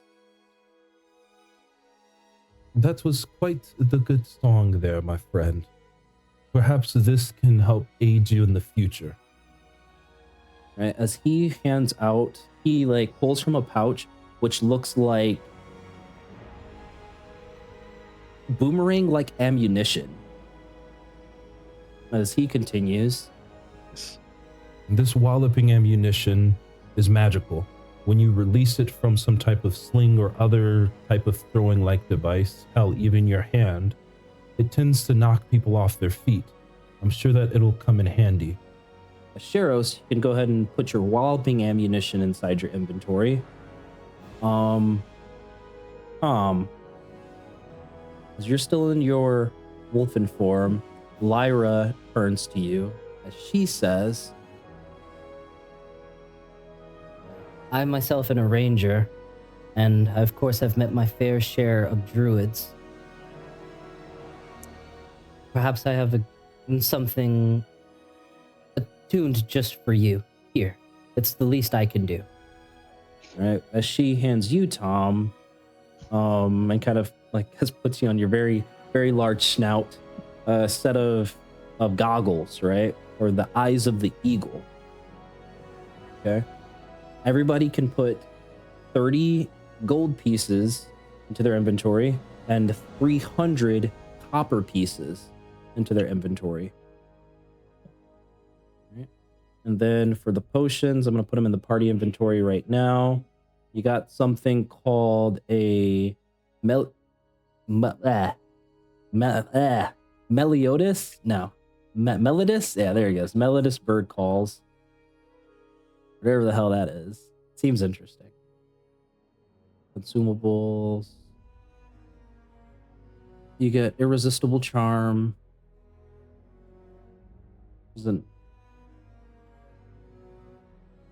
There we go. Irresistible charm. Another potion. Twin vision. Or rather, I should say another twin vision. Twin vision. A potion of greater healing. You guys mind if I take the ladybug kinship potion? Go for it. Go for it. Greater potion of healing, and then nectar of the green man. Which is, I definitely think Nick should What? take the irresistible charm. That will probably come in handy. Did you say nectar of the green man? What the fuck is that? it's nectar of the green man. Yeah. If you're happy for me to take the irresistible charm, or Definitely best in your hands, I think. Mm-hmm. Yeah, so that's all the consumables inside there, including that one potion of greater healing. Everybody track down their gold. Yes. Yep. Yeah. All right, their gold and copper rather. Sheros, you got your walloping ammunition. Tom, you have your eyes of the eagle for your guys' wish listed magic items. Okay. Yeah, I put it as crossbow bolts. Is that okay? Yeah. Okay. That's perfectly fine. Before everybody starts taking off, while we have them all here, Yep. Just ask the whole group if anybody recognizes that name the Death Captain mentioned. Zandara. That was the one on the paper we found. Oh, cat just fell. Ooh, actually, this is a perfect time to actually do mention this because I forgot to do it before the game started. Something that I did add, guys, up above the campaign chat, you should see like party campaign notes, which you can essentially create little threads. And so if you guys want to actually like click on one of those threads or like make a new thread for information, now everybody can like pool their information about something into here. So I don't know if somebody wanted to create a thread for like the cities or towns like I just did, or say like bad guys, and you can just like throw bad guy's name inside there. So everybody has like a shared information pool essentially to be able to utilize whenever. So feel free to use that party campaign notes to the fullest to share information between everybody. Okay.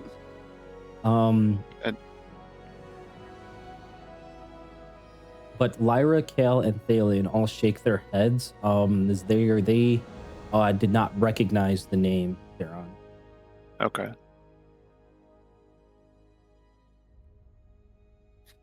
Well, Technical question. Yeah.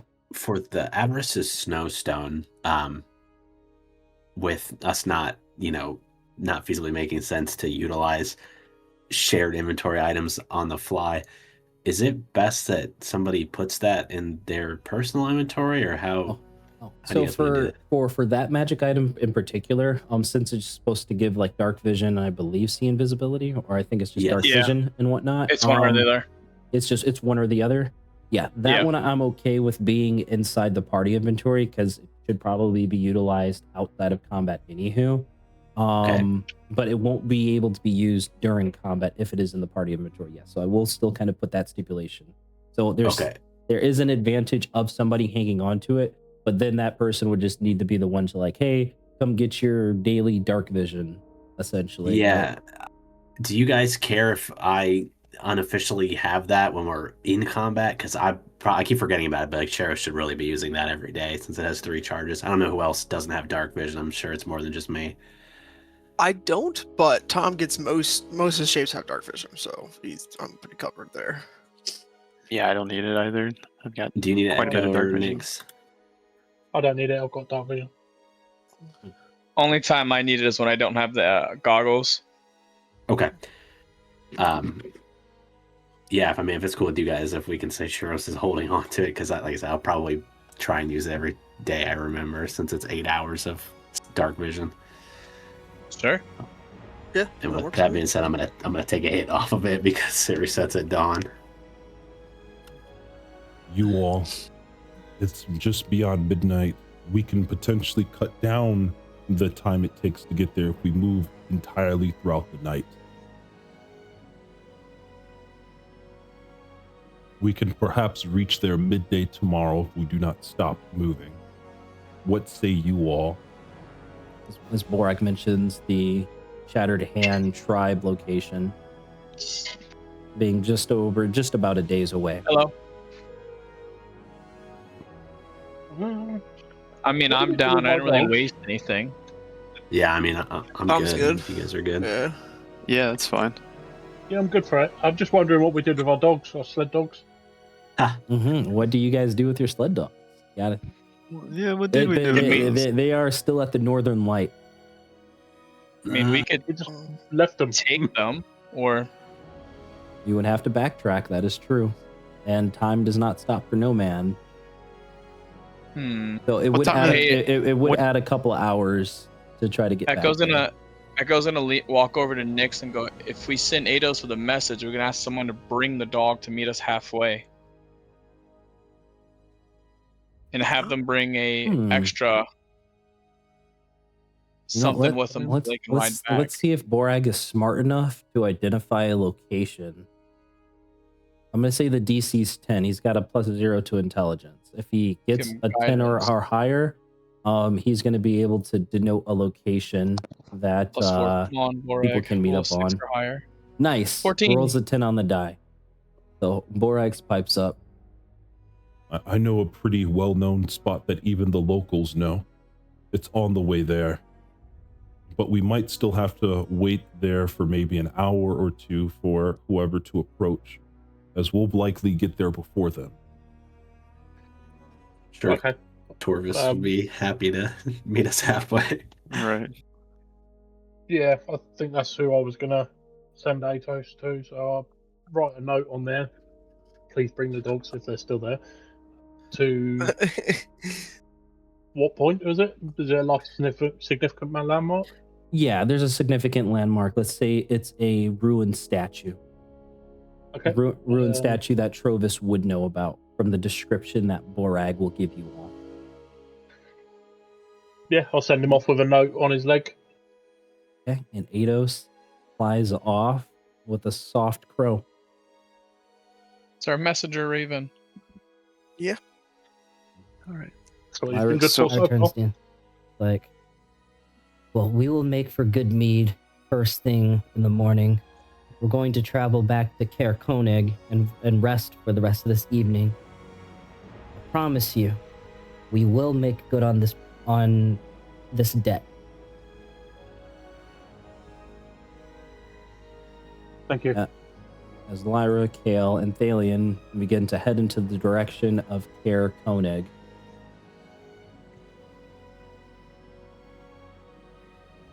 All right. So they're gonna go take care of Helen for us.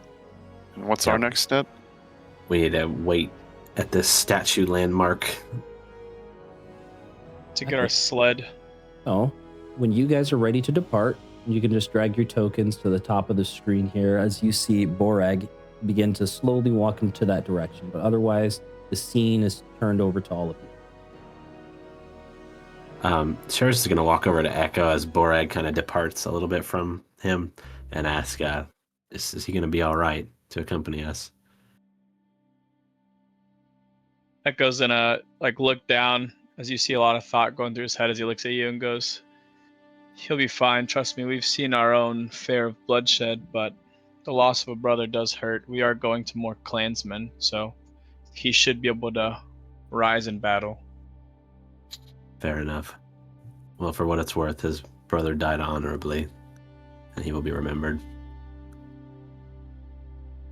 After you say that, you're gonna see Echo just slowly put his pistol on the ground, start taking his jacket and his shirt off as he starts to pull out his rapier, and just more so let out the most barbaric scream you've ever seen from him as he starts just wildly attacking the tree. And then after he calms down, you'll see him just quietly pick all of his stuff back up and slowly start to walk off. I'm going to look to Tom and say, is this something I said? I'm just gonna look at you with that tongue lapping out, just breathing heavy, just shrug, just. Just pat on the head, walk away in the direction of Echo. All right then. Tom's gonna lick himself too and cast Cure Wounds. Yeah, how's everybody else's health look from that? Yeah, Also- pretty good. I mean, that only took off my temporary health, the damage I took. So. Yes, sir. And actually, let me Awesome. administer Take it inside the Chardolin from what you guys would Oh. get. So, Oh, so the healing gas. gas didn't even need you didn't even need that, Nick? So I put myself there on purpose. So you're gonna get No, 2 medium shards. No, you're good. I knew you got hit, so I was like, fuck, I gotta put myself there. And then that healing gas put Pixel 1 under, and then all I have to do is cast Mending, so he's good. 1, 2, 3, 4. Yeah, sorry. 4 small shards. Don't bother me, Nine. It was more for Lyra, because she was done. God, yeah. Yeah. Beating. Yeah, I would Okay. love to point out real quick too, guys. If you look back at the beginning of the map where that first berserker is, that whole time I only made it to the next Chardolin berserker. Movement speed is so fucked. Hey, at least you attacked more people. I only attacked the tried. first berserker and the last guy. I mean, I moved far, but it was one turn. You had a string of nat ones there. I did. It was not great. rolled Snake Eyes the twice. berserker also kept making his save on your really hard hitting spell though. That's I know, it was just that's like tragic. a saver suck spell. When I was Oh. like, oh, fuck it, I'm going to use my wand to free them, and then freed them, I was like, hell yeah, and they all started rolling bad. I was like, oh, you gotta be fucking kidding me. Oh, I was terrified because I wasn't ever gonna make it over there in time. Rashad, yeah, go ahead. I'm gonna need you to refresh your D&D Beyond browser and get that luck out of there with all those nat 20s. Yeah, that was actually kind of insane. I was like, really, it was like really scary. It's like, Jesus Christ, if this guy was hitting like these guys, like fuck, they'd be down. It was close. Like I literally rolled like 4 natural 20s in a fucking row or something. It was insane. It was awesome. But I did add the Shatteredhand into the party Shatteredhand container as well. Okay. From all of these. Yes. Somebody said question? Yeah, so it's not going to apply to us, but there's something I've thought about. There's a subclass of Bard that can subtract a number from a roll with his reaction. Cutting words, right? Yeah, that's it. I believe so. Does that take off on that 20? No, so when it comes to hits, a natural 20 is always going to go through no matter what.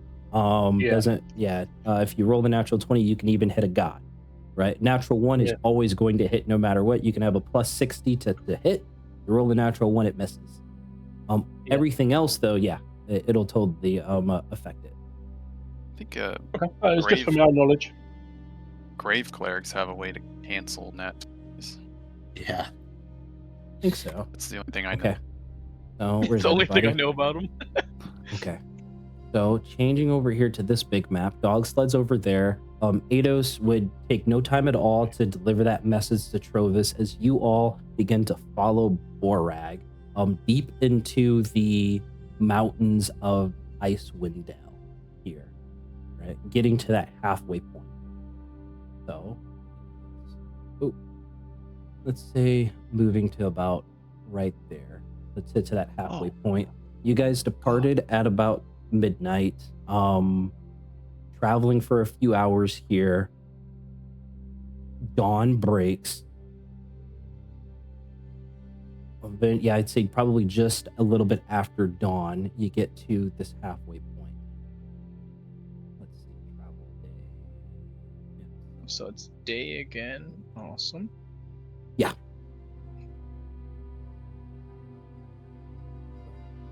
If it is day, I think I'll be able to use my thing again. Let me double check. Yeah, we got to talk about this sleep schedule thing. No, it's long rest. Never mind, I can't do that. Yeah. Your sleep schedule is pretty fucking weird right now because you guys are still traveling. As you do come up upon, let's say, an abandoned camp for like this halfway point area, right? It's definitely been a couple hours. Can we take like a short rest while we're there? Yes, certainly can. Sure. And as you guys do settle in for the short rest, Borag pipes up. He says,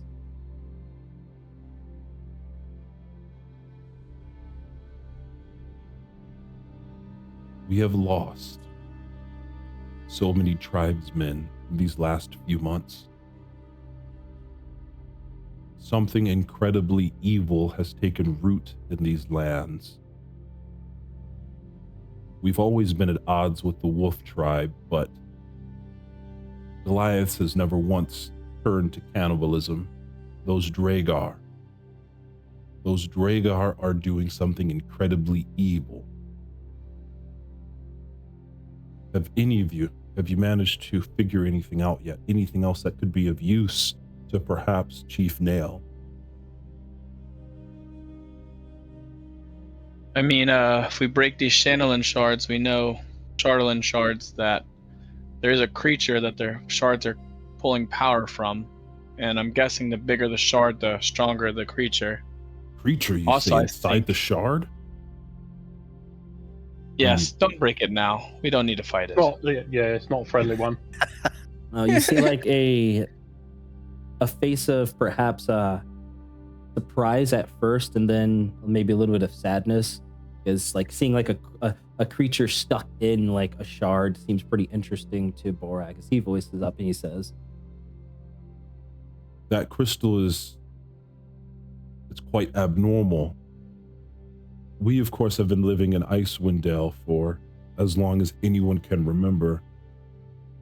And this Shatteredhand, of what you call it, seems to be quite rare, but enough to be so plentiful. I don't understand. Where is it coming from?" How do these Dragar have so much of it? We don't know how they've got so much of it, but I think it's linked to some undead abomination, seven-headed thing There's that wants us to spread the Shardolin, free it from the ice, and kill Aura. kill Oral. Mm-hmm. That chance at that. The Frostmaiden has given us this everlasting winter for the last 3 years. She's a cold one, all right, and I fear nothing can defeat her.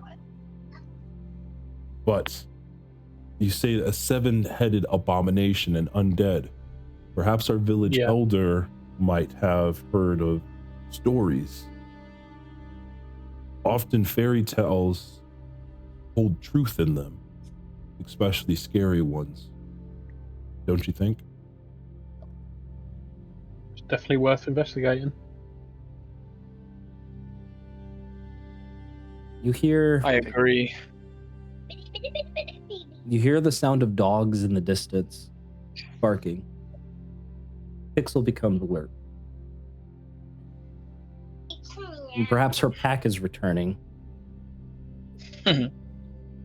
As after a couple of minutes, you see Provis,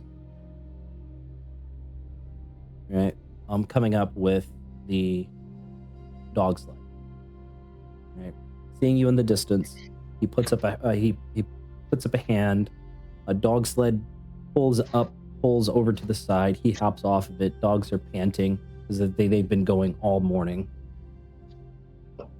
As Trovis puts up a hand and he says, Looks like all of you are in one piece. I got the message from Eidos. Did you find your stuff? Yes, thank you. The outpost was brimming with everything that was stolen. The only thing we couldn't find was the lantern piece, the lantern centerpiece for the Northern Light. Were you able to find that magical lantern for us? Yes, but letting you know that it probably wouldn't be smart for you to handle that piece. It's quite magical, and if it does break, it could cause havoc on your town and possibly destroy it. You mean to tell me that lantern, that crystal shard inside it, it had one of those creatures that nearly destroyed the inn? I'm guessing Perhaps it's a bigger one, so Yes, I'd imagine it's bigger. I would imagine it's. you see his silver dragonborn face. Like if it could go pale, it goes pale. Right at the very thought of a even larger creature coming from a large shard versus the medium shard that got cracked open. As we notice that, I'll put my hand on Borag's shoulder and go, see how scared it made him, brother? Trust me, it's not good to crack these. Borag lets out a bit of a humph, acknowledging the potential danger in cracking open a shard. Trovis continues. You all have truly been a great help to Care Koenig. If you ever find yourselves in need of some warm lodging, please do not hesitate to stop by. Our doors will always be open to all of you.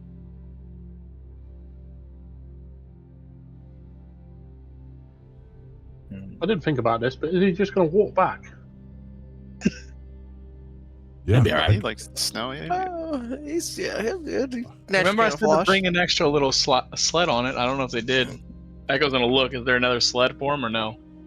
Come on, Nix. I'm a silver dragonborn. I was born in the cold, molded by it. He's got a mask on out of nowhere. His fins form around his face. So silver dragonborns are immune to cold. So he's not worried about spending any amount of time in any amount of extended time in the snow. Okay. Well, we definitely Thank you for appreciate bringing the it help, up. Travis. Sure, I'll see you around. And you see Eidos fly in. Perhaps or perhaps maybe with like some food in its beak. Well, it's a spirit, so I guess spirits don't really eat, huh? It doesn't actually say. Well, wherever your adventures bring you, I do wish you luck. Thank you again, Echo, Tom, Nyx, Theron, Sheros. You always have a home in Caer Konig. And we'll be Thank you, sure to Travis. see you there some other time. Make sure when you're walking, watch the hills, because there are some, not Shatteredhand, but Wolf Clan and some abominations roaming about. As he hears that, he turns his back. He puts up his hand as like one of those, like backwards, like backward waves of goodbyes. He begins to head into the direction of which he actually came. Okay. The dogs wait patiently. As Borag turns and he says, Now that we have your dog sled, perhaps now you can keep even better pace with me through the snow. Shall we depart? Shall we depart now? Or would you like to rest up a bit more? I mean, if you want to guide the sled, I think we can all rest. And when Nyx takes his 4 hours, he can take a charge while we still sleep. what do you mean? That kind of confused me. Like, Depends on if Borag worded it like he's walking beside the sled. So if he wants to drive it, everyone can take a long rest. And when Nyx is done with his 4 hours, he can do it. How's everybody going to take a long rest on a pretty decently sized, like, dog sled? Cuddling Theron Mhm. and that big old I'm shield. gonna say there's definitely not gonna be a long rest while moving on a dog sled. But maybe a really big carriage, but you guys are gonna be moving. I'm just imagining Theron like sticks half the shield off the side like it's an extension on a house or something. It's just hanging over the edge. to create a bit more space for some of y'all. Yeah, It's like when you open the bed of a truck. Yeah. Open the bed of a truck. That'd be pretty awesome. So just a bit after dawn here with the dog sled, it's going to cut some time down, so you'd be able to perhaps reach this Shatteredhand settlement approaching later in the evening with the dog sled now in tow. Great reminder and call, Nyx. Otherwise, you are correct. That dog sled would very much still be in Caer Konig if you guys decided to depart without it. I also thought it would probably be faster than us just walking. Would definitely helped out. I agree. Whenever you guys are all ready to depart, dog sled's over here. Just go ahead and situate yourselves next to that dog sled. That'll let me know when that we're ready to continue. Okay. Is this a good time to use the restroom real quick? I say like 2 minutes. Yeah, that's perfectly fine. I'll be right back. Do you guys want to get there at nighttime or first thing in the morning? I mean, we can always long rest before we go. Or get there and actually never mind. I say we get there and long rest because we'll be in safe hands with the tribe. Yeah, that's probably. Yeah, I mean, I don't actually need much of a long rest. On the short rest, I burned some sorcery points to get a spell slot back, and then used something to get those sorcery points back. Yeah, I don't really need anything right now. I was just asking everyone. No, I think that's fine. Let's get there, get safe. Ooh, one thing lodging. Trovis does mention, as you guys haven't returned to Caer Konig, but he would mention that there's now news of a recent attack at East Haven, that an undead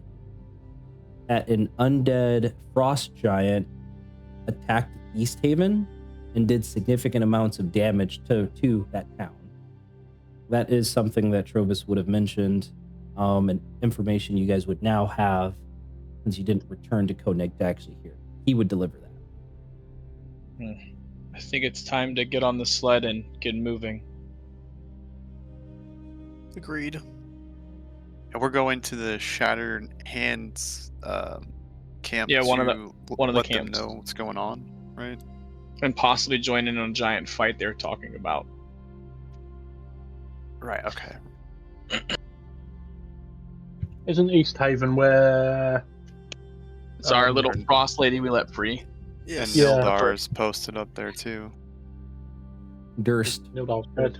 Yep, Nildar's brother. Durst, Yeah, Sunblight. Durst. hmm The other one that's trying to kill us. Would there be any questions you would want to ask, actually, if Trovis was still there? Like, say he's like, oh, hey, I forgot, like, a snowshoe. And he comes back. Matter of fact. Hey guys, I Did he forgot manage one. to bring your- I forgot one of my snowshoes. We didn't ask him to bring your stuff that you ordered from the shop. Oh yeah, or clothing Clothing. or whatever. I knew I was forgetting something. Yes, I've got it right here in my backpack. Oh, Shiros is Right. not. He's in the bathroom. That's right. I was like, I'm here. I know it. There it Always is. tell Sharos about East Haven. But yeah, but could you imagine a undead frost giant attacking East Haven of all places? I heard it took down a quarter of the town's guard before they were able to finally dispatch of the creature. A good section of the town was crushed. Was there anything in the reports about it having Shardolin in it? Or unusual magic powers. There's no reports of any strained crystals, or any reports of other ferrum that, like the ones that emerged from that crystal that we broke open. Well, I mean, it was an undead frost giant, so I would definitely assume that there's some type of magic that controlled that, or perhaps someone that was able to control such an abomination. Do you know if the frozen fairy was destroyed or not? Or did she send it? The frozen fairy, well, I know that East Haven has a seaport, or rather a lake port. It didn't detail the status of said port or the status of the ships there. From what the news that came to Caer Konig is that a quarter of the city was destroyed and a quarter of the town's guard, perhaps an unknown number of civilians, were killed in the attack. Apparently it was quite something. But thinking logically, was it seemed like it was attacking a certain point of the town or trying to get to a certain point, or was it just going wild? That's anyone's guess, unless you're able to talk to somebody that was there firsthand. I'd be careful if you end up going that way. If there's undead frost giants roaming these lands, then perhaps Auril has truly forsaken us. Curious if that's Oral or if that's that monster you saw in your vision. Time constantly moves. Now Trovis. Echo's gonna chuckle and go, I mean, she may be mad we let the snow go away, but I think it's time for it to go away permanently. We'll find out about it later. Excellent. And now Trovis will go ahead and depart after imparting that information and giving the winter cloak, who I believe it was Sharos that tried to commission it? Or was it Yes, Tom? that was me. That was you? Yeah. Sweet. So Yep. you got your thick winter coat. You're very toasty and warm now. Awesome. Okay. Borag heads over and gets onto the dog sled. Tom, you ready to depart, or you got some more stuff you Oh want to yeah, do? no. Sorry. I'm good. So, gathering up on that dog sled, being led by Pixel and by Borag there in the front, continue your journey. Eventually, here we go.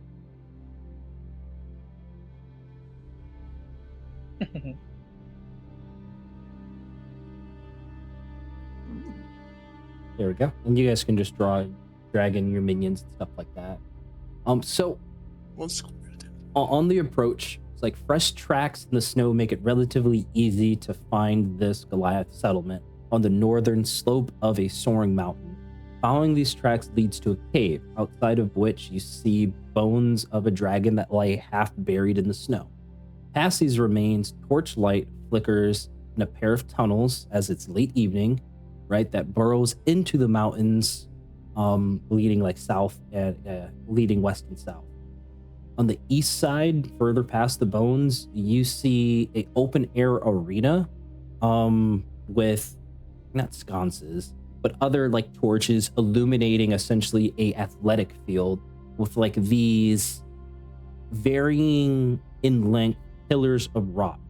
You see there's a Goliaths on each side with like a huge, like fuck off, like looks like a medicine ball, but it's furry as if it's been covered in like goat skin. And these Goliaths are like tossing it at each other, trying to hit and knock each other off of these pillars, right? Perhaps it's some type of sport. There's other Goliaths situated on the bleachers cheering them on. There are 4 guards, each gripping vicious-looking great axes, but seeing that you're being escorted by Borag and the signs of shock on their face seeing Echo, there is Goliath. Oh. There's no sense of hostility. You guys are gonna see like a smile come upon Echo's face as he loves watching the games, as he starts full on sprinting towards the arena. It's like Tom's gonna follow him. I'll be like, hey, Y'all what's up with this game? It's about strength, skill, and balance. Watch the one over there. He's about to fall. Borag follows along with everyone else.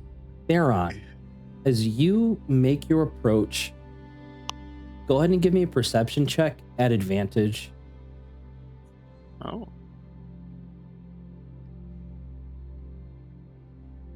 Natural 20 for a 24. Theron, you hear the sound of which you love. The sound of steel on steel. Not in combat, but of hammer striking hot iron or steel coming from the tunnel here. And the rhythm is amazing. It's perfect. You know, some type of forge master by the way the way that hammer is striking that anvil. You know, some type of forge master is beyond that area. They blast. I will quickly look to Borag and ask if he could just maybe escort me over there real quick and show me what's going on. To the weaponsmith. You wish to speak to Wayani? She is quite excellent. But yes, of course, I can escort you there. It seems that Echo will seem to try to rekindle some memories. Perhaps let's give each other an hour. I will go talk to Nail. And I'm sure that he'll want everybody here pretty soon, but allowing everyone to relax might be good after that ordeal.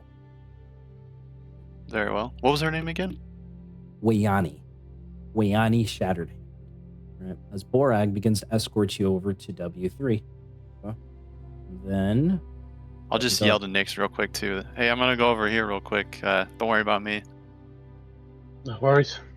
I'm gonna check out this dragon. excellent. Oh yeah, yes. Sweet. So yeah, so Theron and Borag go over here. So here's what we're gonna do. I'm gonna go to Nyx, and then I'm gonna go to you guys up at the athletic field, and then I'm gonna go to Theron as I'm kind of like going around in this little circle here. Okay? Sure. Nyx, go ahead and give me an investigation check at advantage for me. Investigation or Arcana, your choice, both at advantage, as you examine the body. The Arcana. 30-20? 30-20, excellent. Nyx, you look upon... What would Nyx feel looking upon the corpse of a dragon? The bones of a dragon? So he knows he's draconic sorcerer, but he has never seen or met a dragon, so... Okay. Yeah. Okay. I don't know what he would feel. He's trying to look for some sort of connection, maybe. with that 20 Arcana, you can perhaps feel the faintest touch of some dormant magic, perhaps still within the bones of this beast. Right? And then you see at perhaps where the snout would be, a little mound of snow. It begins to shake just a little bit as a very small creature kind of pops its head out of the snow. Right? And it's wearing like a white-faced mask with a dark triangle painted over one eye. And it looks directly at you as if it's interested in you. Okay. Do you speak Orin? Or elemental? Oren. No. The little creature begins to kind of chirp at you. Okay. Can I sort of, does it doing anything with its hands or anything to try and get a gist of what it's getting at? Actually, it begins to levitate a little bit on perhaps some either invisible or hidden wings, right? Begins to fly like circles around you. Give me an insight check. Hey, listen. That one. You got inspiration. No, I don't have it. Oh, you didn't get it for saving the, or mentioning the dog sled? No. Okay, I thought I heard. My bad. I'll give it to you. I'll it sounds like something I would likely do. Go ahead and give me another roll. It's like, I'll give it. You know what? Spin that inspiration. Spin that inspiration. Give me another roll as you try to insight check this elemental spirit. Right. 11. That's his way of 11. feeling bad because of nat 20s. 11. I'll take it. Dude. All right. With that, Just dump it with over that there. 11, you don't know what this creature's saying, Nix, but you've encountered other spirits in the past before, many of which could be dark from the Shadowfell, but this is definitely no Shadowfell creature at all. Instead, it's quite playful and cheerful and seemingly drawn to you or perhaps your magic. All right? Okay. It still seems to circle around you, looking perhaps for a place to land.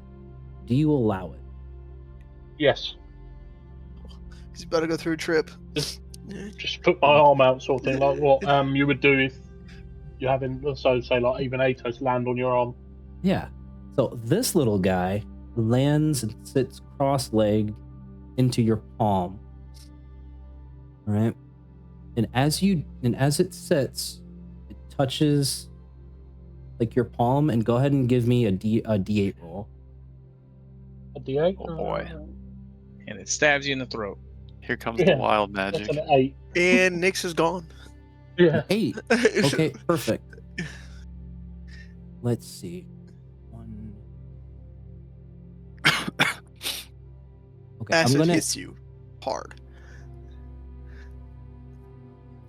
I'm going to send you something over Discord, okay? As I change scenes to other people, and then you get a choice of what I send you over Discord. Okay. Message. Oh, and it's not. Yeah, it is broken up. Okay.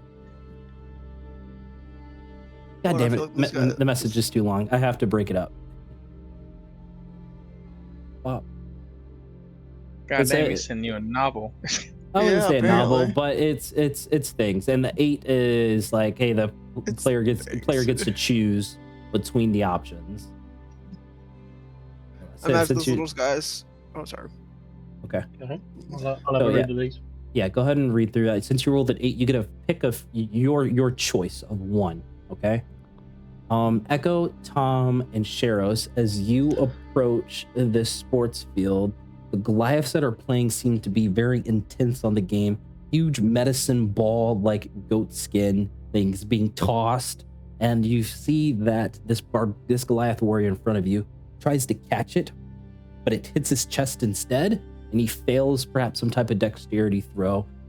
He lands on his back with a loud thud, before tossing it back to one of his other compatriots that are still in play, right? As he hangs his head and heads over to the bleachers, perhaps being out, right? As you do all come within sight, the game stops as the Goliaths turn to look at you. It says, one of them, perhaps a youth, unknowing of you, Echo, right? As your emblem is on your cloak, right, in the back? I have one on my chest and one on the back, yes. Okay, he would see your emblem, recognize you, so this isn't directed at you, Echo, but to the others. You small ones, you dare come upon our field of play. That means you wish to play.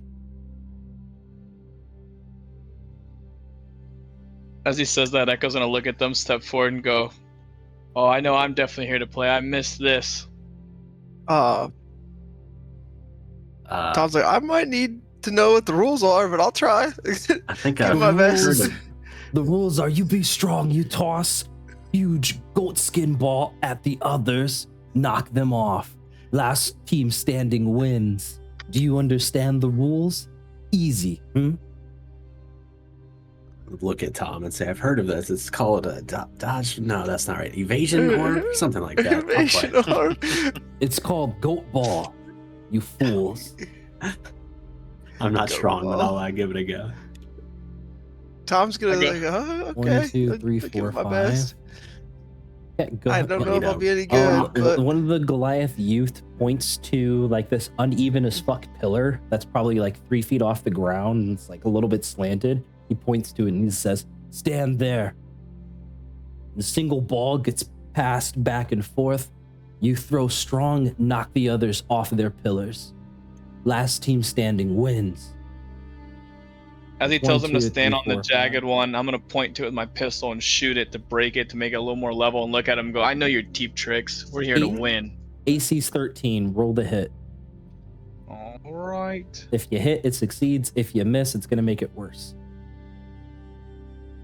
Hits. Okay. Making it very much more even. Which one is that? Is that the one in front of Echo? Whichever one you guys stepped on, because he told you guys to step on one of those. Okay. Mm-hmm. So, shooting over really fast to Nix and Theron. Nix and Theron, did you guys want to participate in this athletics game? And then like get back to what you guys were doing? Or no? No, Or I'm you not guys very good at or are you guys content? That looked a bit too dexterous for Theron. Okay. especially with Gotcha. that big shield. Okay. All right, gotcha. So Pixel and the Homunculus Servant situate themselves where they are. As Stand off to the side. the crowd begins to grow a little bit, seeing that a couple of halflings are there participating next to these 6, 7, 8 foot tall Goliaths, bulging muscles. And you see Echo, who very much fits in here, his muscles kind of swelling, the emblem of the Shatteredhand tribe proudly displayed on his chest and his robe. Let me go ahead and get you guys into like a little bit of initiative order here, and then change up some names real fast. Oh, change side, allies. You guys do get teammates. Yes. we're gonna. As we step up Tom's and we're- definitely gonna need 'em. As we step up, we're about to play. You see Echo look around, smile, and go, "I know you guys heard me say the name before, but this is more for these guys. This reminds me of training Rurik back in the day when he was a silly little child." As you say the name Right. Rurik, the Goliath youth next to you stops a moment. As he says, "Rook's been missing for weeks now. What do you know of him? I know a lot of him, but the most recent news is he was killed. But I did a proper warrior's death, burial.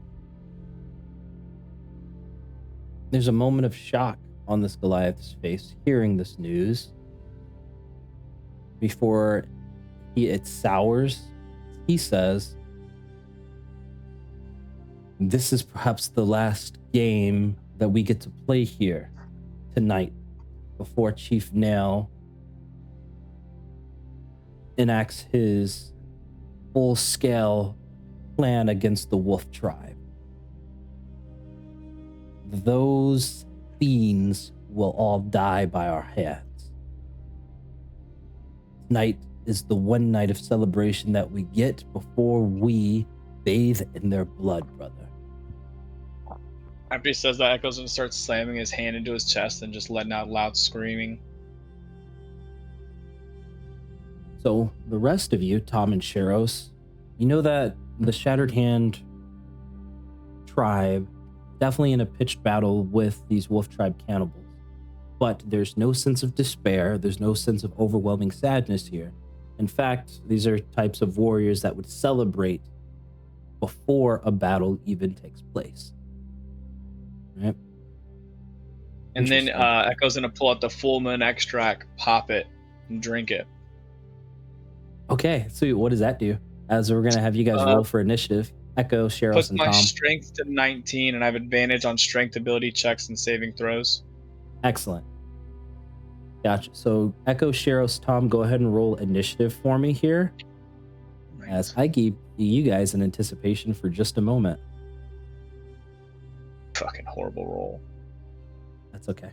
Jeez. Tom's been rolling natural ones all day, baby. You got halfling luck. It's all right. You got halfling luck. It's all good. That's You do have halfling luck. You get to roll one more time. That's better. That's better. All right, that's better. Okay, all right, gotcha. When I'll circle back to you guys after I hit up Theron, come back to Nyx, and I'll come back to you guys, and then we'll kick off this game. Okay. Theron. Ignore my roll. Testing the new dice. Theron, you come upon a decent sized forge. Right?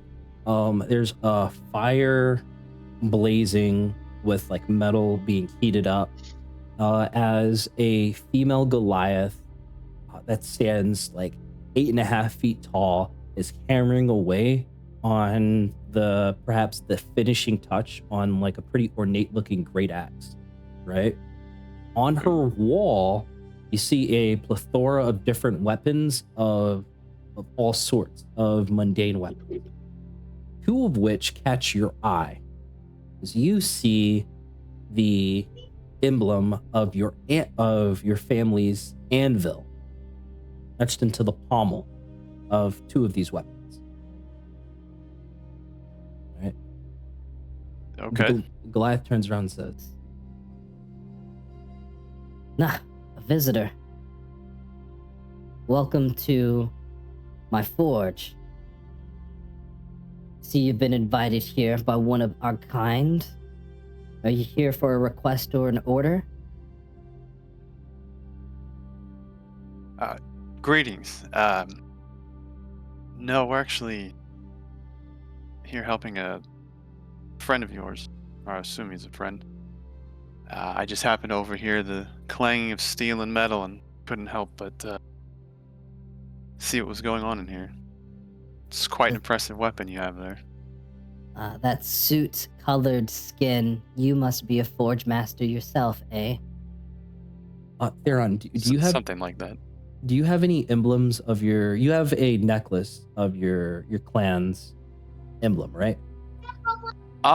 It's more so just a generic anvil that sort of represents probably more so Moradin than like my family's crest. Okay, gotcha. Well, you recognize your family's crest, or rather the Black Hammer's crest, right, on two of those weapons.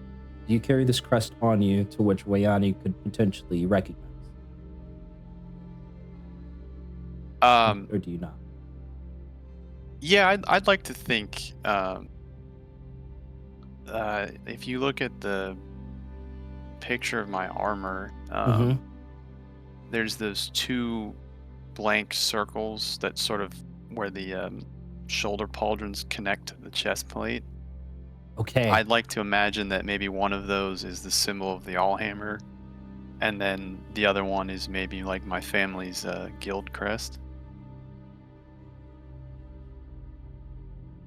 You see her eyes narrow for a moment, kind of eyeing you, Theron, before a small smile crosses her face as she says,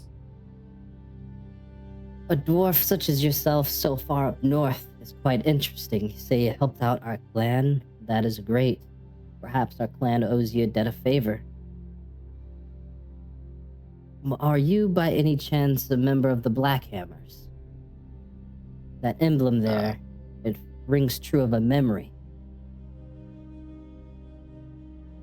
Yeah, I would, hearing somebody from, I mean, I would imagine Icewind is nowhere even remotely close to where Asdrum would be, and being so far from home, the idea of hearing his name, especially not speaking to him directly, kind of almost scares him in a way, like, can't believe that. It is quite the fucking distance. What the fuck? Yeah. Yes, I am a Blackhammer. How do you know then? Well, in my youth, I traveled south. It was quite uncomfortable, you see, as I absolutely love the cold and the heat. The heat of the south just hits different. I met someone, an individual called, what was his name? Jurnek?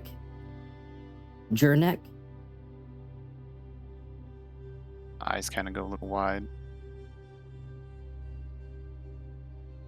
You mean taught me- Dernick? Aye. Dernick. He taught me a technique, you see. A technique that I've carried with me for all this time. He himself crafted two very fine weapons that I treasure myself. This technique has helped me forge some of the greatest weapons our clan has ever wielded in all of its history.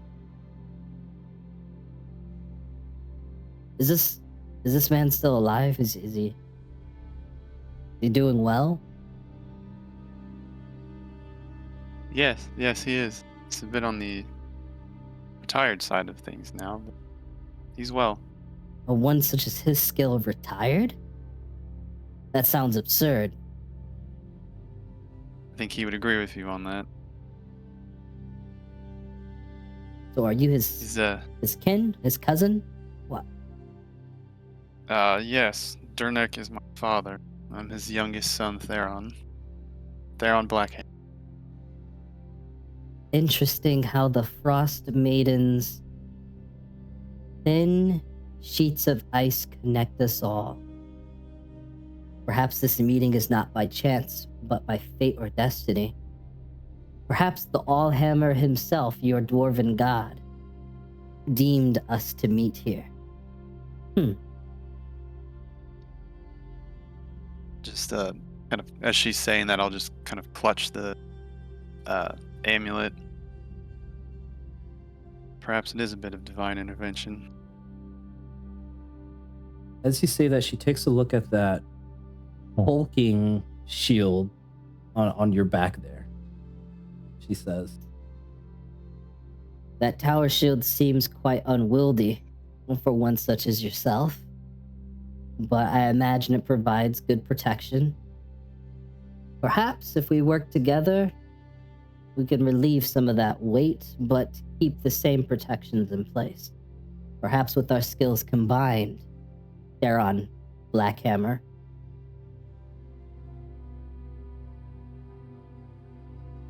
I'd be willing to learn and assist in whatever way I can. That's part of the reason I left home, actually.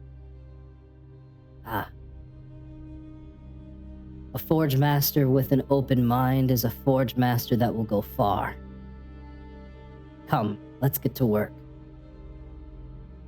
As she says that, she turns to like her tool bench there. She motions for you to put the tower shield on top of a very large anvil.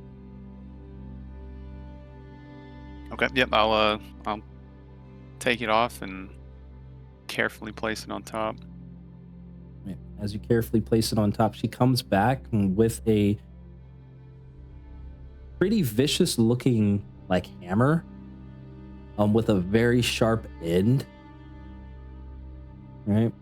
And you see her feel the edges of that tower shield. There's like some metal bit that probably kind of curls over like the end of it to really hold it in place. And she takes this hammer, tucks it into like a very fine nook, and then just begins to start cranking on this thing to kind of open the bad girl up.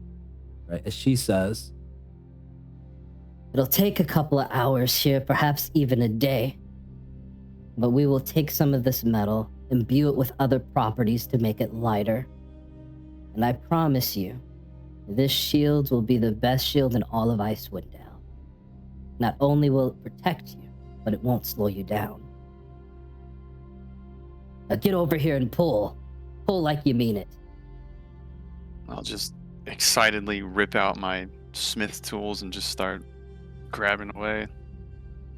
and you and Wayani begin to work on improving your tower shield here to relieve some of the immense weight that it actually carries. Nyx, which one did you choose? Okay, you can look that up. You can look that up under the features and traits and add that. Okay. Oh, okay, yeah. Yeah, I Charm of created the it. Traveler's Haven. The Chewinga, after establishing like this connection with you, you begin to hear the semblance of a very, very tiny voice, right? Give me a perception check. DC's 15 to see if you're able to actually make out what is potentially being said to you. 17. A 17. So you're listening intently to this little creature. It's with the tiniest of voices as you hear it say, "The dragon's blood runs throughout your veins. Aventurus will call to you. Do not be afraid. You will be protected. Perhaps you'll be able to protect your friends. Be kind to the spirits, and the spirits will be kind to you. Do you understand?" I do. Thank you. "I bestow this charm upon you for what's in your blood. Other spirits can help bestow charms upon your friends. Only thing they need to do is look to the snow and ask for a little bit of help." Okay. the Chewinga kind of levitates off of your palm for a bit before it gives like a very, very tiny little handed wave before you see it kind of fly up about 15 feet and then nosedive into the snow. Go ahead and give me an investigation check. Investigation. Not very good. Sorry. 3. You see the Chewinga dive into the snow. There's a little bit of a ploof and then completely fucking vanishes. Right, there's no signs or traces of this creature, whatever the hell it was. But you do leave Wow. with the charm. I do. With a, I wouldn't say a warning, but definitely a message, perhaps guidance. What would Nyx like to do? As you do feel that faint energy emanating from those dragon bones begin to completely fade in its entirety. If you lay a hand on it, say, rest in peace, and go and have a look what's going on around here. As you say that, you see your compatriots all standing on pillars here, in this athletic arena, as a youth that's not in play tosses a perhaps 3 feet by 3 feet solid mass at you, Sharos, you to hang on to, right? And this thing is heavy, right? What's your base strength? It's an 8. 8. It's 8. So if you don't have a base strength of 11, then your athletics checks are going to be rolled at disadvantage here. Okay. All right, this will go well. There's hooting and hollering coming from. Let me actually do this. Yeah. All right. There's hooting and hollering coming from the stands there. As the Goliaths start beating on their chest, they start shouting, throw, throw, throw, throw. What I need you to do, Sharos, is pick a target and make an athletics check for me. It's going to be a contested check as the person that will attempt to try to grab onto that goat ball that you have. All right, I'm going to aim for, I guess, 1. Gotcha. That's someone I'm throwing at, right? And then, Yep. So it's an athletics check at disadvantage? Athletics at disadvantage is a contested check. All right, let's see what we got. Wow, he rolled a natural 1. Holy shit. I can beat that. I can beat that. Oh my god! You chuck this thing, this goat ball that weighs easily probably upwards to maybe 80 or 90 pounds, right? You still have lots of strength, right? This thing is fucking rough, but not enough force as this Goliath manages to take hold of it. So, once I'll just go back and forth here. So this Goliath has the ball, captures it. He's going to launch it right back at you, Sharos. Okay, in retaliation. I need you to go ahead and make another athletics check. Oh god. As this huge fuck off goat ball Good god. hurtling right at you. A 5 5. There's a heavy thump. As I need you to go ahead and make a DC 20 dexterity save for me to stay on top of your pillar. You gotta be good at those, right? Jeez. Hopefully. All right. You get carried 10 feet off of your pillar and land onto the couple of inches of snow here on this platform. As Sharos gets knocked out. Whoa, knocked out of the competition here. Yeah. What would this look like as Sharos has this 80-pound fucking 3 foot by 3 foot ball of goat being tossed at him? I would say Sharos throwing it at 1, it was kind of just like trying to understand the rules. Maybe after that he pulled out his gourd, took a long sip, and said, "Let me know before we start," and didn't finish the sentence before he got hit square in the gut by this ball, sending him flying.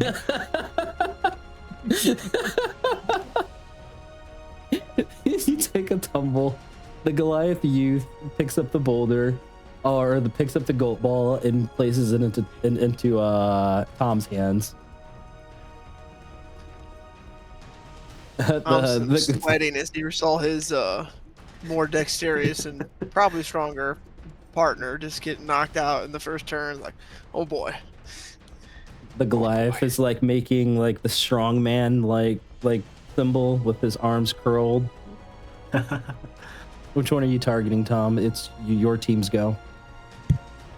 Tom's gonna try to attempt to throw it up the first one. Number one. Contested athletics here. What's your Which strength? is at 12. Yes. All right. Sweet. Is that normal then? Is that You only far rolled an away? 11.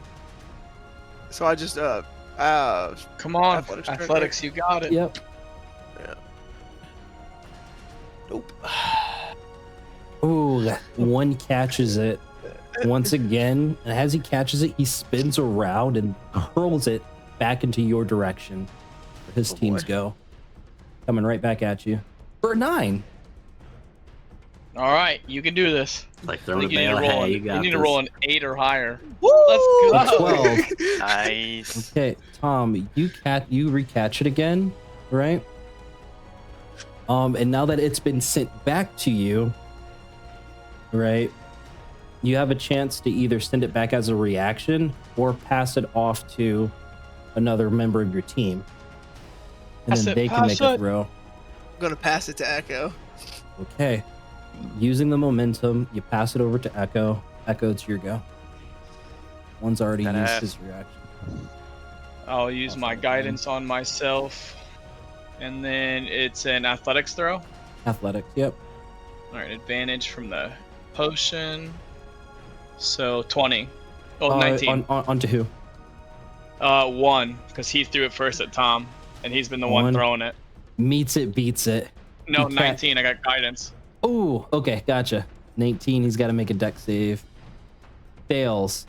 He takes the brunt of this goat ball as it You hits see- his chest.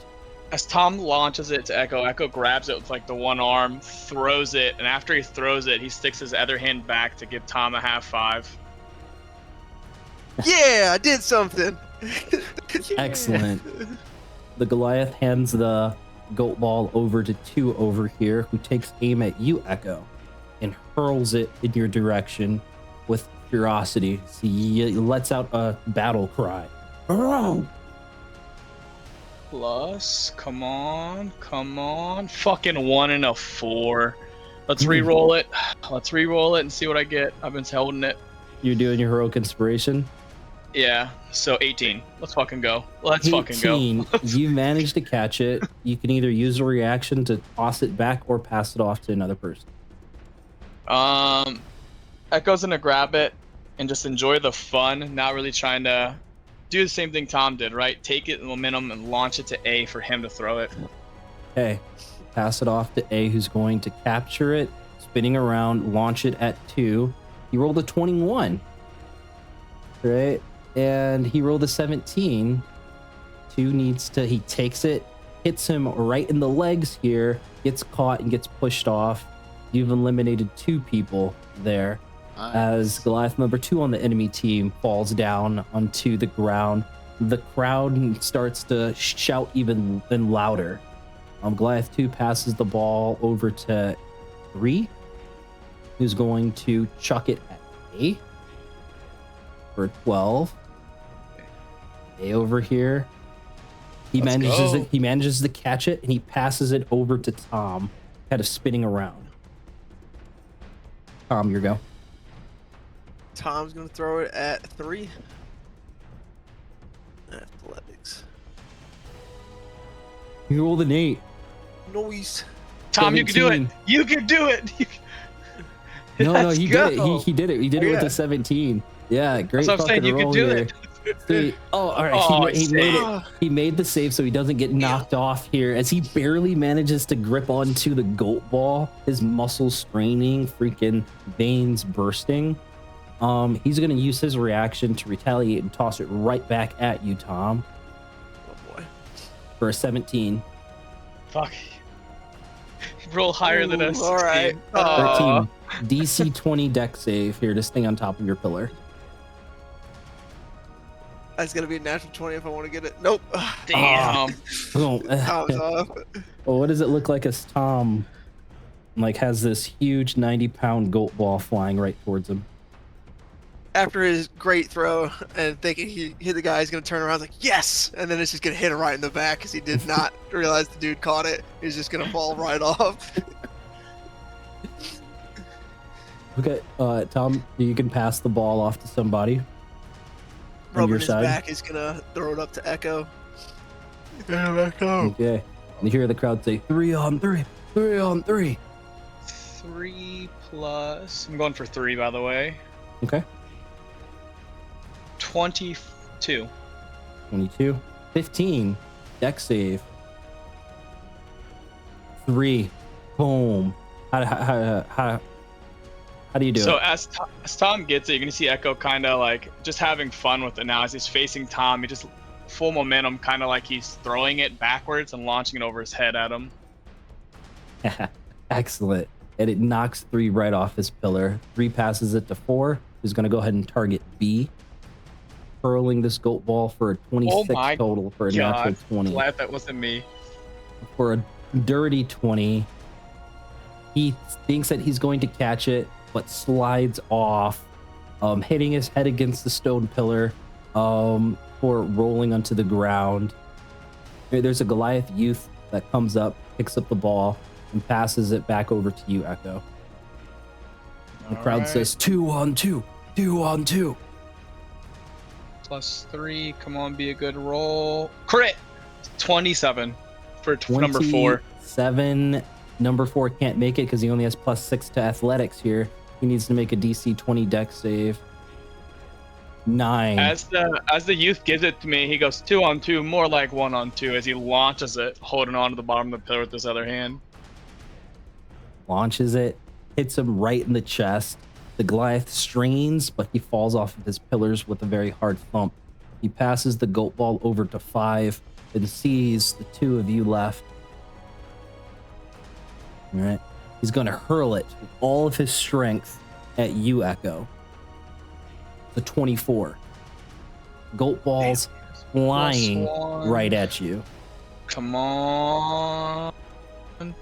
I got a 22. God damn it. 22 DC 20 dex save.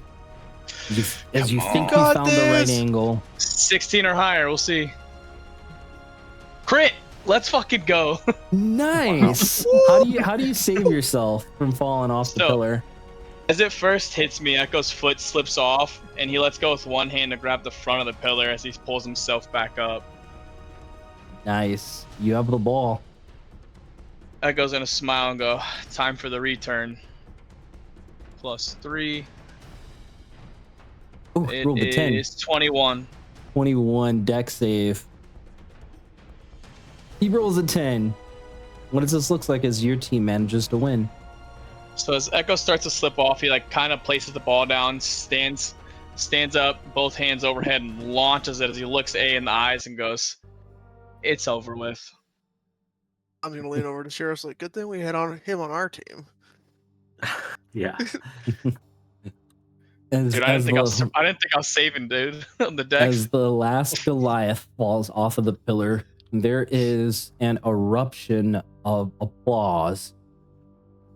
There's an eruption of applause. As the Goliaths, they all begin to kind of surround you and your group, seeing that group of small folk, and one native, like Shatteredhand tribe member, managed to defeat like 5 others. You see this huge crowd of Goliaths kind of crowding around you. All right, these guys are fucking tall. They're 7, 8, 9 feet. Like So either as- 2, 3 times as tall as some of the rest of you. As they start to surround me, I'm standing on the pillar, 4'5", probably about the same height as them right now. You see Echo stick his hands in the air and go, "Tonight we have our last little bits of fun. Tomorrow, we're gonna earn back the trust of our clan and avenge our fallen brothers. For Ruik, Borag's brother, and all the other ones we've lost." As you say that, the Goliaths begin to cheer. Echo has returned. Echo has returned. And then Nyx, give me a perception check. Theron, give me a perception check. 22. 22, perfect. 22. 22, perfect. God damn, hell yeah. Nyx, Noise. you're tuned in when danger approaches. You feel a presence coming up from behind you. Theron, as you've finished managing to strip the most weighted sections of your tower shield apart as Wayani is kind of working in some more lighter material here. Your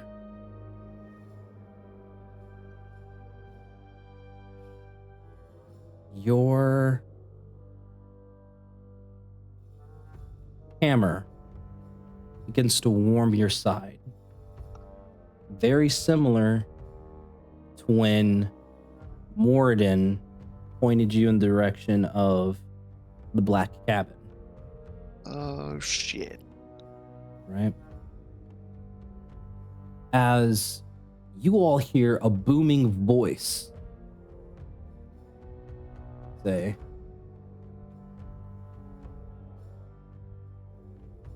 "Enough of that.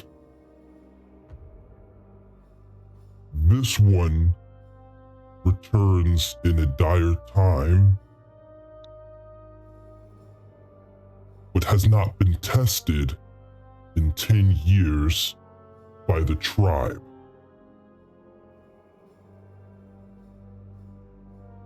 Echo's gonna slide down. He's gonna slide down and slowly walk towards the chief. And he goes, haven't been tried by the clan, but tried by many. I came here to help the clan because I know what we're going through. Let the youngins enjoy their time. We can speak business. The business starts now." go ahead and roll initiative, guys. Oh crap! Yeah. I thought that. That's my best initiative yet, and it's not even good. 1, 2, 3, 4, and then Eidos and Pixel. Oh, Or, sorry, the Pixel shares. Yeah, Pixel shares. Where's your Homunculus servant? Right beside me. Okay, I gotta add it. Pixel Homunculus servant. Well, Dude, I feel like you roll amazing for Eidos every time compared to you. Yeah, I know. so Eidos is what, 18 or 19? 18. 18? Yeah, no, Eidos is fucking on point. All right, sweet. I got everybody else's initiative roll here. Okay. As this chief says this, you see no weapon on him until he holds out his hand, and in 10 heartbeats, a huge fuck off great axe appears, seemingly appearing from nowhere. And you look into this chief's eyes, and there's rage there. But Eidos is the first to go. Where we got down there? Miles away. These are 20 feet squares, are they? I believe they're 10 feet. Yeah, 10 feet. Okay. 10, 20, and he's gonna just give the help action. That's what he does. Okay. As Eidos comes around for that help action, the chief takes a swing with his great axe for a 21 onto Eidos here, as he's yet to lock eyes. To leave locking eyes with Echo and the rest of your troop there. Eidos is going to take a total of 13 points of damage, 5 slashing and then 8 thunder. Right? Yep, he's gone. He whiffs out of existence. Says, "No parlor tricks. Face me with all you have. Prove your might here and now." As the chief is going to charge at Echo and attack recklessly, coming at advantage against you, Echo. For a 19, which misses. And then for a 24. I'll keep it, yeah. So you're going to take 16 points of slashing damage and 14 points of thunder damage as the great axe kind of explodes with energy there. Ow. And then you're pushed back 10 feet. right? Kind of I'm gonna blowing reaction past push him Pixel. 10 feet well. Okay, with with the my repulsion shield. shield. Yeah. Sweet. He gets pushed back 10 feet. Right, kind of slamming into the mouth of that cave there. Bonus action, Frenzied Rush. No, actually that's for his allies, which nobody else is participating in this. Okay. So he reckless, so everybody else has advantage on attack rolls against the chief.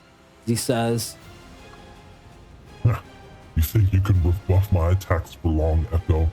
We'll see. It's been a long 10 years. Let's see how strong your friends are, or if they're just a liability. Tom, here we go. I'm gonna move up here with Echo, and then I'm going to turn to two-headed crocodile.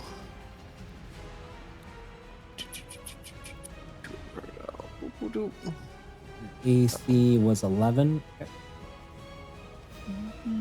Or not AC. Fuck. What was your initiative? Honky I think it was 15. Yeah. 15. Okay, perfect.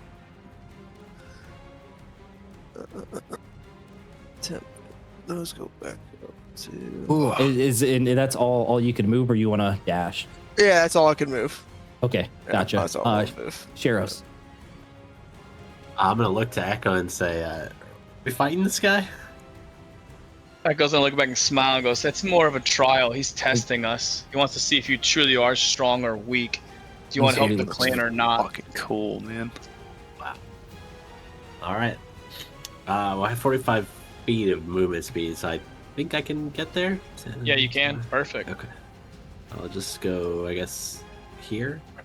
Fuck, sorry, Nick. I keep grabbing people's things. And an advantage, you said, right? I'll give him 2 swings of the quarterstaff. Advantage, first one. 19 to hit. I'll roll 19. Yep, 19 hits. The second one's going to be a 26 to hit. 13 points of bludgeoning on the first one. 7 points of bludgeoning on the second one. As you And then oh, go ahead, sorry. sweet. As you strike, it's going to do half damage. His X just kind of takes the hit. You know, he's resistant to bludgeoning damage. Do I notice that as a trained, hand-to-hand 100%. fighter? Do I notice that? Okay. Yeah, he's So 100%. Sheros- Yeah, so he's immune or he's resistant to bludgeoning, piercing, and slashing, just like a regular barbarian rage. All right, so I'm going to flurry of blows here. Let me work off my focus point. And Sheros is going to throw 2 unarmed strikes. Advantage. Oh wait, so I can reroll that nat one. I always ask that. Sorry. So technically, you roll the 3 there. Okay, gotcha. So second one, nat 20. That makes up for that. All right. Yes, it does. So Sheros is going to remember a time when Onpost was trying to teach him a lesson that he was not able to understand, where a boulder had fallen and blocked a road in the village that the monastery was near, and Onpost had shattered it with nothing but his hands. And Sheros was never able to match that level of strength before. But recalling Onpost's words, he's going to try and take that lesson to heart now, and he's going to do force damage with this punch. Yes. Give yourself heroic inspiration. Can I react and accelerate that crit? Sure can. So I'm gonna notice Sheros kind of focusing a bit more on that second strike, and we'll pull out my oily rag, rub it in between my hands, reach out and accelerate the damage on that. And we'll do second. It's an extra 9 damage. Nice. Extra 9 points of damage on top. Force. Love it. As you hard hit into the gut, there's a smile on the chief's face as he looks down at you, towering at 10 feet tall. All right, that's all I got. God. Boy. Echo. 10, 20. Echo's gonna charge him, not really wanting to use his pistol because he's having more fun like the good old days, and he's gonna pull out his frost tongue and make sure it's activated to do the extra frost damage. Gotcha. So bonus action to activate it. That will miss for the first one. He parries it with his great axe. What is with these rolls? 20 should hit. That's gonna go through. And then max damage for that, so that's halved. And then 6 2 points slashing. d6 of cold, so 11 cold. Yep, 11 cold. Goes through. And then Pixel's gonna come through. 10, 20. He can't attack, and the homunculus is gonna go for his shot, so he's gonna slide this way and go for his. Good roll, and this is force damage. Max damage. Let's go. Nice 8. hit. As the money. homunculus servant just turns and shoots like right above Sheryl's head as it's still flying, and it's gonna fly up a little bit above the two-headed crocodile and sit. Love it. The blast kind of hits Chief Nail into the shoulder. He shrugs it forward and seeming as if he's trying to brush it off. Echo's gonna let out a chuckle as he looks at him and goes, "Just like the good old days, remember?" It seems like the toy has made a toy. We will see. Echo, give me an insight check. Theron, your go. All right, we move out 10. Crit, 24. Nice. 24. I'll let you know at the end of the round. Doesn't want parlor tricks, huh? You know what? Fuck it. All right. I am going to try Bane. So it's a 16 charisma. 16 charisma. He's got a -1 on charisma. Fails. So Okay. I will bite my thumb, swipe the bloodied, the drop of blood across my pointer finger, reach out and point to the chief, and you see this where the magic is typically like a brighter orange color. As it mixes with the blood, it's a bit more dark orange and sort of veils over as I cast Bane. Love it. That'll be it. His great axe becomes heavy. When I roll to attack, I want you to just go ahead and roll that minus damage or that minus to hit, okay, for me? Nix, it's your go. Does Bane work on saving throws? It's minus D4 to saves and for him attack. Okay. I'm going to use command, first level command. Wisdom 16, please. Wisdom 16. Yep. Let's see. Minus 2. Wisdom 16 minus 2. He's got a +2. So that's a 17. Damn. We'll see. Grits his teeth. Managed Should to I use my rebuff the inspiration and command. try to re-roll the 4? Unfortunately not. It's for D20 Okay. tests. Okay. Echo's gonna jump in on Nyx trying to do that and go, "No, let him fight. This is how we get it through. He wants to Okay. be a man. I can show him who I really am. I'm not a toy anymore. And you're still a child to me." Hey. Alright, so I'm going to quicken and use Evil Eye. So Okay. just hit. That was 11 damage. 11 Oh, yeah. psychic, right? I believe. And you can crit on a 19 or 20 for this round. So this round. Okay. Hells yes. Attack rolls, it can score on a 19 for this round. Or I guess oh shit. I guess it would be the subsequent round here, since it's kind of at the end of the round, right? That makes sense.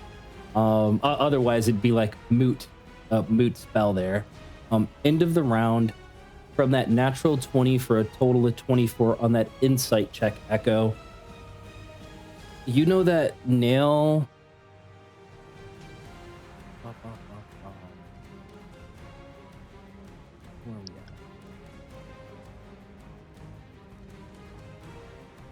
I'm trying to find the information here for you. No, you're good. While you're You're good. looking at the Evil Eye, I imagine it a bit like the Ghost Rider thing. His eyes sort of flare up and it's like looking to your soul. It's nice. Love it. That's fucking cool. Okay. Where the fuck is that info?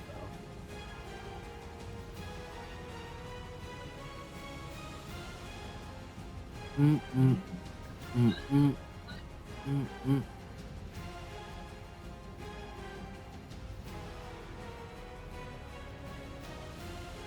24 insight.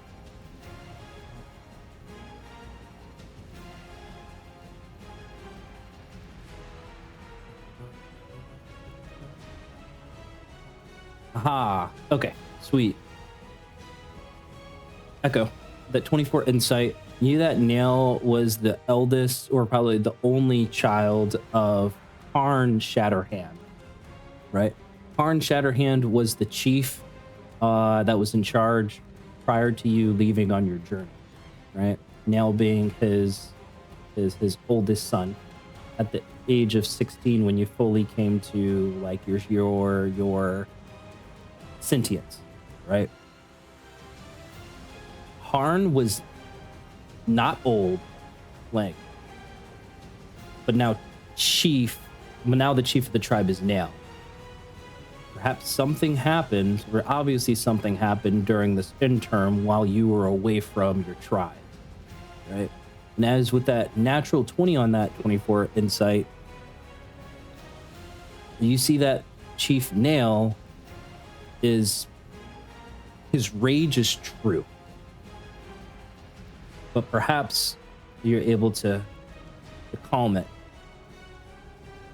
As he is going to take his go, right? He's going to make all 3 attacks against you, Echo, at advantage. First attack is flat. First attack's flat. 10 misses. Reckless. 19 misses. Reckless. 23. Shield. Sending your AC to 26. 26. Sweet. Third strike comes down, deflects off of the shield as thunderous energy kind of ripples around it. As he leans in, his face pressed against your shield spell, as he says,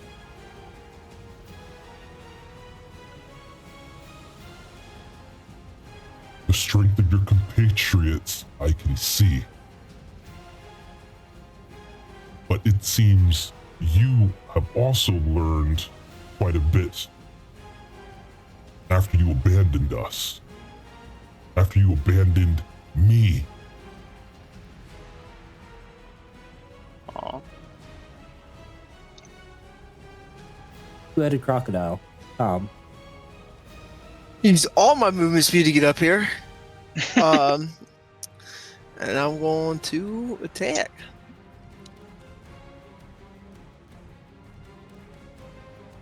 $22. You got advantage, by the way.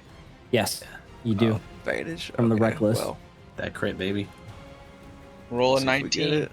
I did get a 19. Yeah, it's fucking Nice. Nice. Yes, it does crit out of 19. Let's go. All right, Good- critical good. hit. Good reminder. Yeah. here for it. Oh, also, he would have had minus rolls to hits as well, Theron. So just FYI. Oh damn! on I that wouldn't next even time need it to around. do shield. Oh, yeah. Just FYI. Sweet. 10 points on that crit. 10 points that he's grappled because of the attack. And I can attack one more time. Okay. Oh, I meant to roll advantage. I forgot. Oops. Oh, you're good. Go ahead and roll one more time. 19 or 20. That's Thank you. Ah, 16. with 16 Beats hits. beats though. Yep. Mhm. Is it beyond? Is a bit beyond bloody. 11. 11 points. Love it. Hey, Sheriff. Is that 19 to crit a debuff on the chief, or is that a buff Correct. on Tom? That's a debuff No, on the it's a- chief provided by Nyx. Got it. Okay. I'm gonna flurry blows again and just give him 4 unarmed strikes. Just mark off my End it. focus. All at advantage. Critting on 19s. All right, let's just go for I all don't these think are we gonna want be to kill force this guy, damage. just a heads up. Woof. Definitely All right. drawing a crowd. First one bounces off his chiseled abs. Sharon takes a Second one to- bounces off his chiseled pecs. All right, I think a 21 hits. 7 points force damage. This is the last one I'm rolling. Or a 25 to hit. Nice. And 10 points force damage. 17 force damage total. Excellent. All of it goes through. You see that you're beginning to wear him down significantly. Echo. Before Echo attacks, he's gonna look at him and go, I don't know what happened to your father. He was a wise man, but maybe you should take after his footsteps and not let your rage take over. We can talk about this after this battle's done. Give me your persuasion at advantage. Alright, I'm still rolling both my attacks. Yeah. Both would hit. Persuasion at advantage.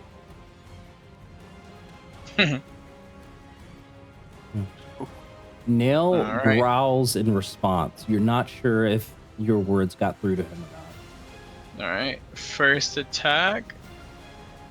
Second attack. And let me add all the cold damage. 7. And then that's the 18 cold damage. And then I'm gonna Love it. Shining Smite. Ooh, love it. Let's go. Nice. Okay. Yes. 6 radiant. So as I said that, and he growls, and you're gonna see the rapier hit him one across the chest, another one with a backhand up. As he looks at him and goes, "There's no cheap tricks." And you're gonna see the explosion go, and he goes, "You may be strong, but you're not wise. That's why your father took a liking to me, and I was here to guide you. I stepped off so I can grow strong, just like you." As you say that, the last strike being imbued with your magical prowess, turning into that shining smite, right? Now attempts to come up with his great axe to try to parry or block, but you slip through his guard, striking him true. Right? The force of your strike manages to dislodge the great axe that Nail was holding, and as his grip does loosen on it, it seemingly vanishes before your very, very eyes within a heartbeat. Right? As he says in response,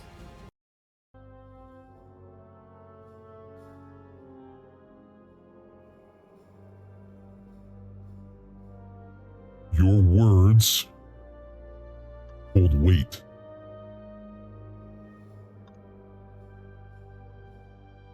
That weight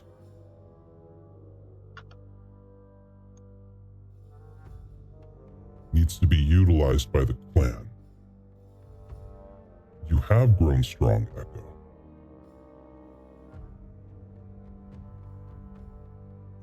But my rage still exists. My father died in battle against that thing there. right, as Nail points to the dragon bones that are situated just south of you guys.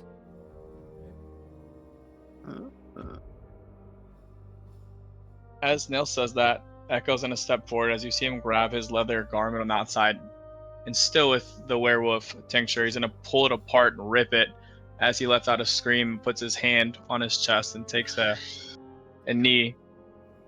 And then he's gonna turn back and look at Chief Nail and go, "You know what this means, brother. You're gonna have to step up and be better than your father was. You have big shoes to fill, but I'm here to guide you now."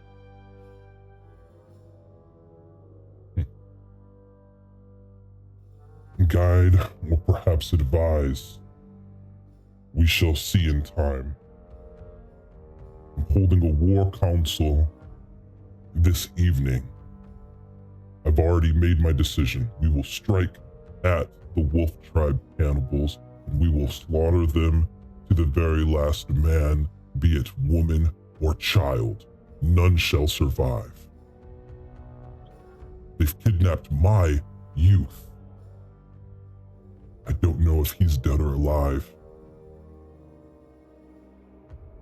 But one thing I can promise you is that it ends tomorrow. You are either with us or against us.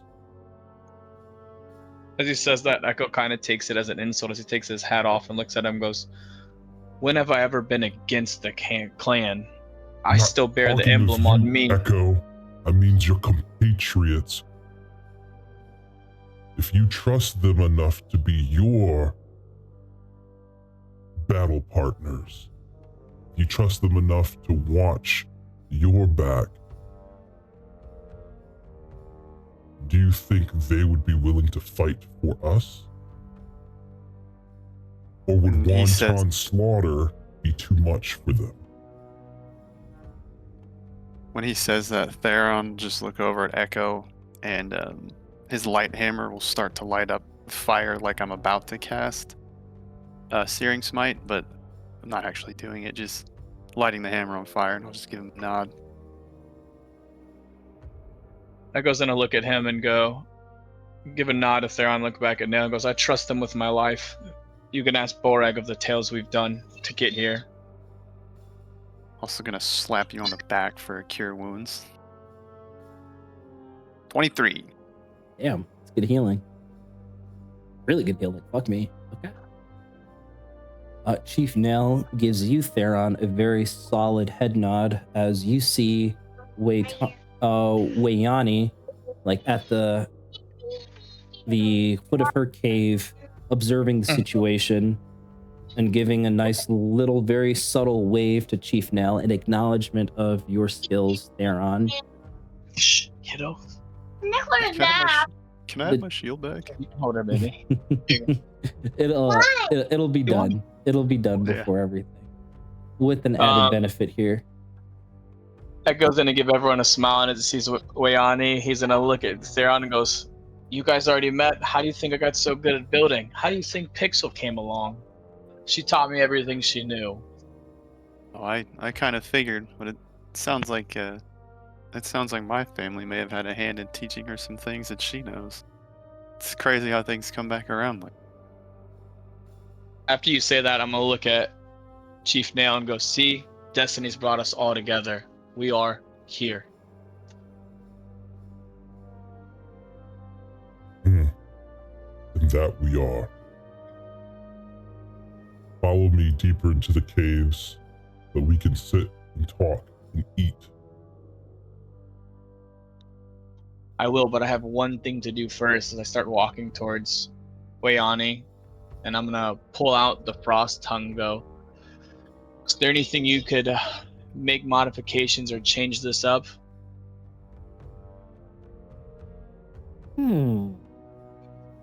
This is quite the exquisite blade. Perhaps I can whip you up something in short order. I'll smile, look at her, and go, you know me, I don't really care for mundane weapons too much, so I tap the pistol on my hip. What thing? The gun? It'll take some time as I'm working with your friend Theron there, but if I put a rush on it, I can come up with something. Give me a couple of ideas, and I can see what I can do with the limited time that I have. Sorry. No need to rush. Do what you must. I still have a good weapon. You can take your time, but either a musket or a pistol would work great. frost tongue pistol. Great. What's up? A Somebody say frost brand pistol. That'd be crazy. Be pretty cool. You scooted for me. Chief Nail looks down at you, Sheros. He's towering above you by at least 6 feet. He says, Your fists carry a strange weight behind them despite your small stature. And your druid friend over there, transforming into such a wild beast. Impressive. You see both my, heads look up, just chomp. Yes, he's definitely full of surprises, and I had a very good master. And your sorcerer back there. What did you do, exactly? I felt something wash over me. A different type of spell, different from your dwarf friend over there. Yeah, I imposed a baleful hex upon your soul. It's gone now. It's gone now.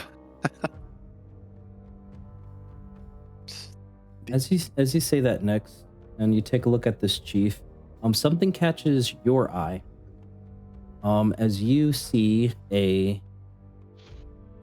he's actually wearing, I should say, I guess it'd be kind of more evident that there's a gold chained pendant, right, situated on his neck with a small black shard as its centerpiece. Not a chandelier, but just a small black shard, right? Go ahead and give me a intelligence-based check of your choice at advantage. Should be an Arcana. Is that suitable? Yeah, perfectly fine. Oh. 6.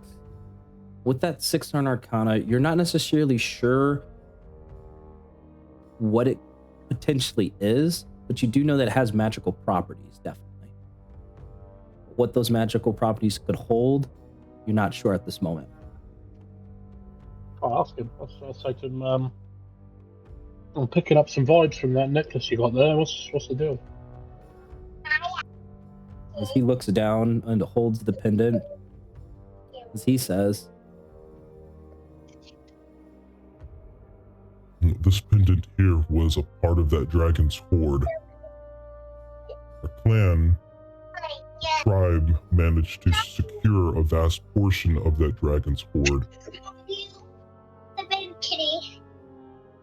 Now, it's been somewhat of a good luck charm, so to say. Would you consider parting with it? give me persuasion. Because you've already showcased your skill. Can I help him with that? Is that something I can assist with? I am proficient in Yes, you can. Go ahead and roll one more time, Nick. Persuasion. Because you're getting the help from somebody proficient. Damn, the same number twice. Wow. I'm rolling like garbage today. You and me both. With that 13, Chief Nail says,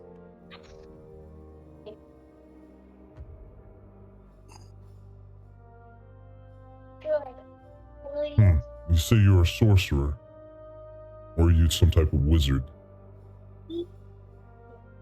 A draconic sorcerer. Perhaps I will not let you have it, but you can examine it and perhaps find its hidden properties. as he takes it from his neck and holds it out to you next. Perhaps I with got pretty good sleight of hand, Nix. I got you. perhaps with a little bit of time and study, you might be able to identify exactly what this thing is. Okay. And there's going to be plenty enough time throughout the planning stages, or I guess the finalization stages of this attack that Chief Nail is concocting to happen tomorrow. All right. Chief Prince follow me deeper into the caves. We'll go to the feasting cave. And we'll speak to the rest of the commanders. As the chief heads into the caves, right? Trailed by everybody else. As we follow, Echo's gonna look at all the youngins and go back to playing. Enjoy your time until we all meet. Oh yeah, they are like gossiping like fucking schoolgirls. Shiras is gonna stop Echo before he goes into the cave entryway. Yeah. And just like a sidebar with him and ask per se, Echo, if you say this cause is a worthy battle, I will follow you. But we're not really going to kill children, are we? Is that what we do? Echo's gonna sigh as he steps back and he goes, depends on the moment. When it comes to barbarian clans, it's a little different, especially if you saw what they've been doing to my people. I'll let all of you, it's right here and on a little secret. The greatest fear that I have is being alone and losing my clan.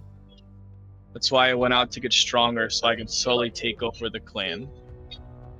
He doesn't agree with politics yet, but he'll soon learn the smartness behind it. His father was a wise man. Hopefully he takes foot.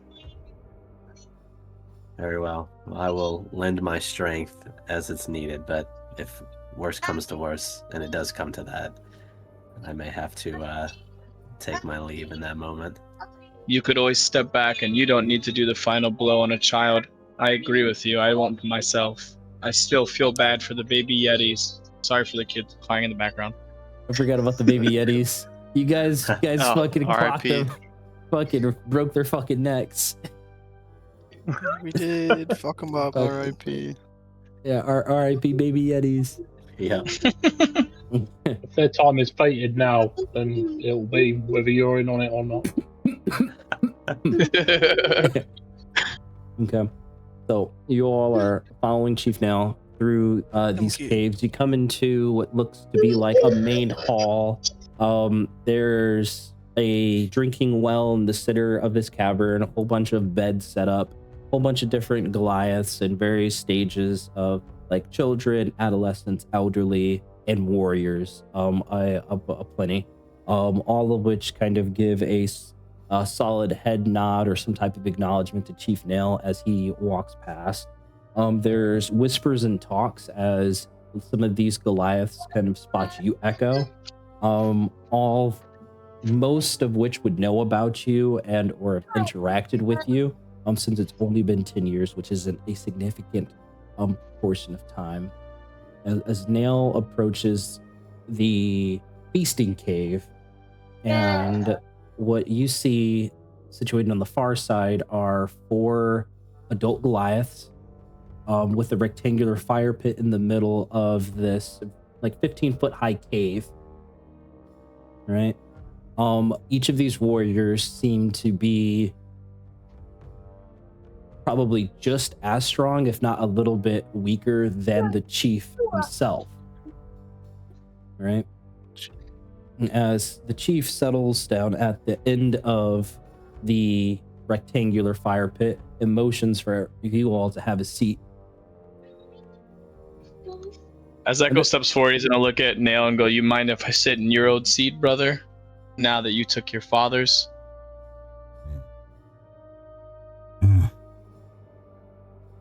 I do not mind, Echo.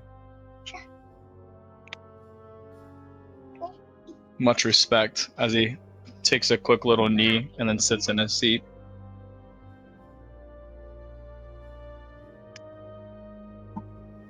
Now, after the last one of you gets settled, and some of the Goliath warriors begin to speak up. The first is a Goliath that has like a eye patch over his right eye, and in a like a little bit of a gruff voice. He says, Chief, the warriors are fed and they are sharpening their weapons. They are ready to depart at first light to make march on the horde that is the Wolf Tribe. Our scouting has reported that there are Dwagar among the Wolf Tribe members. Why they are there, we do not know. But there's even more troubling of perhaps some type of magical device in the center of the Wolf Tribe's camp. It seems to be some type of blar, a huge purple-blue crystal, and it emanates with a dangerous presence, some type of evil magic, perhaps. We're not sure.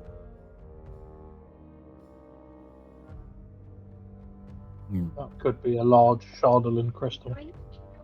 Does it look like this as he points to Theron, knowing he holds the pack of them? Just show him the large one. Don't touch it. Yeah, I'll reach into my pouch and pull out one of the medium ones that I'm chiseling away at. Ooh, with a pair of tongs. Yeah. No, he licks it with his tongue. No, you can't. Well, I have a question. Have we deduced at this point that it's like Just messing. like if I had armored gloves on, would Does this it have to point make we had- flesh contact? Is that what you're You know asking? what? I'm gonna say yeah. That'd be perfectly fine. As long as it's Okay, not 'cause- flesh coming into contact with it. Yeah, That's 'cause now perfectly fine. I'd like to think now with full plate now, I have at least Yeah. one of my Yeah, gauntlets. in. yeah, for sure. So you're able to grab onto it. Doesn't touch your skin. And you obviously don't use any of the power inside that shard. Otherwise, you'd have to make the check. And so as you, Theron, hold it up, the Goliath, the captain that just gave that recon report, takes a look at it and says, Aye, that is the color of the same crystal in the middle of their camp, but it's huge. We believe that the Dragar are taking pieces of it, and that's what's creating those abominations of berserkers. The ones that are extremely hard to kill and seem to have these crystals embedded all over their body. Interesting. Infects the mind. We have someone here who's felt it firsthand. If you ask Borag, we had to surgically remove it thanks to our friend over there. Borag said that they twisted our tribesmen into undead fungal creatures. Is that truly the case? Not for all, but for that group, that was the first one we've seen of it. The other ones are just undead cannibals, is what it sounds like, and that's kind of what happened to most of the Wolf's tribe. Now, do you all see why this is so pressing? We are the largest tribe in this region. If we are not the ones to stop these degenerates, then the towns of Icewind will be overrun, their population eaten, transmuted, or enslaved.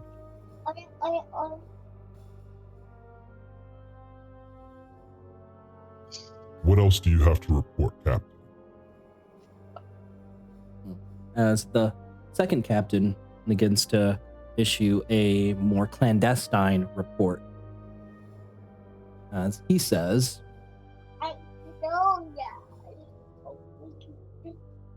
We managed to uncover the name of an individual, Nildar Sunblight. He seems to be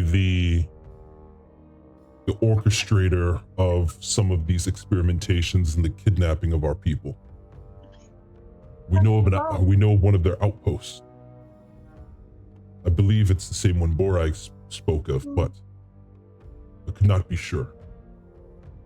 because I'm fairly certain you guys didn't mention that Nildar was the name of the person that was actually in charge. So like Borag would not know. That's why I chuckled when he said something more to like kind of cut him off as he looks at both of them and go, Nildar has been taken care of, but he still has a brother. Brother, you say? Perhaps this brother is heading up the wolf tribe here. We're not for sure. We have reason to think he's somewhere else. At least at the time that we defeated Nildar.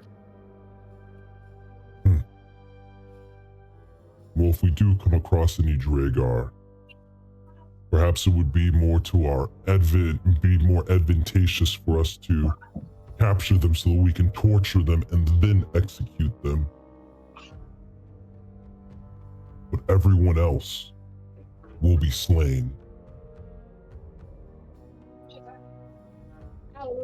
I think we should take the leader of the Wolf Clan alive, brother, if they are not infected by the crystal. We need to know why and who ordered them to do what they're doing. If Yes, their chieftain truly lies uncorrupted, then perhaps.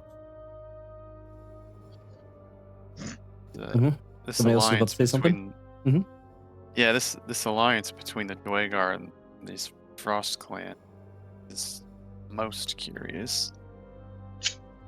I'd be interested in to know what their intentions are. Alliance, they've been enslaving them and transforming them into grotesque creatures. The Dragar have dominion over the wolf tribe.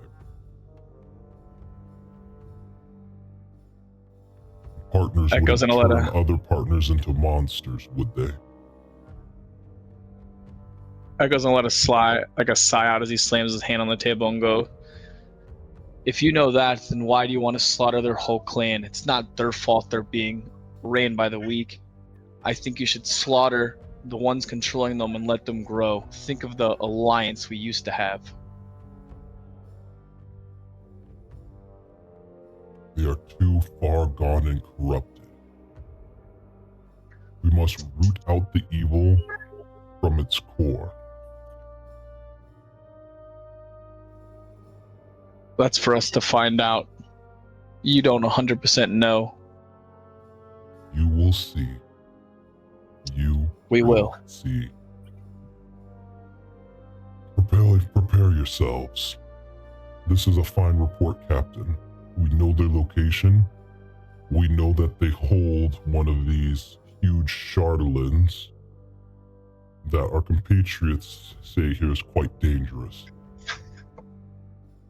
We know that there's a Dragar in charge over there, and if possible, we'll capture him alive for torture, information gathering, and for his eventual execution. And if we happen upon this Durst Sunblight, it will be our priority to make sure he is brought in alive for questioning. I believe this sounds amendable.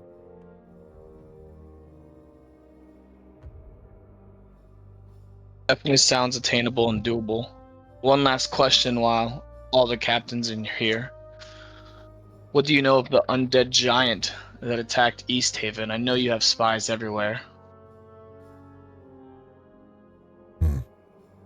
We've gotten reports that a few days ago, quite a few people were burned at the stake. Apparently some witch of some type. East Haven residents have always been extremely superstitious, and they're quite frugal with their sacrifices to the Frostmaiden.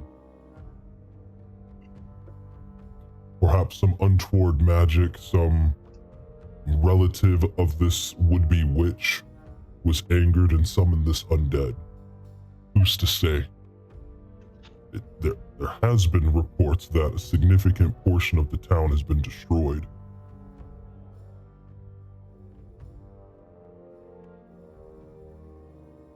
Hopefully it wasn't our friend's sister. That's great. That Now is we have one to deal with strong the woman to hag. piss off. Well, she wasn't mad at us.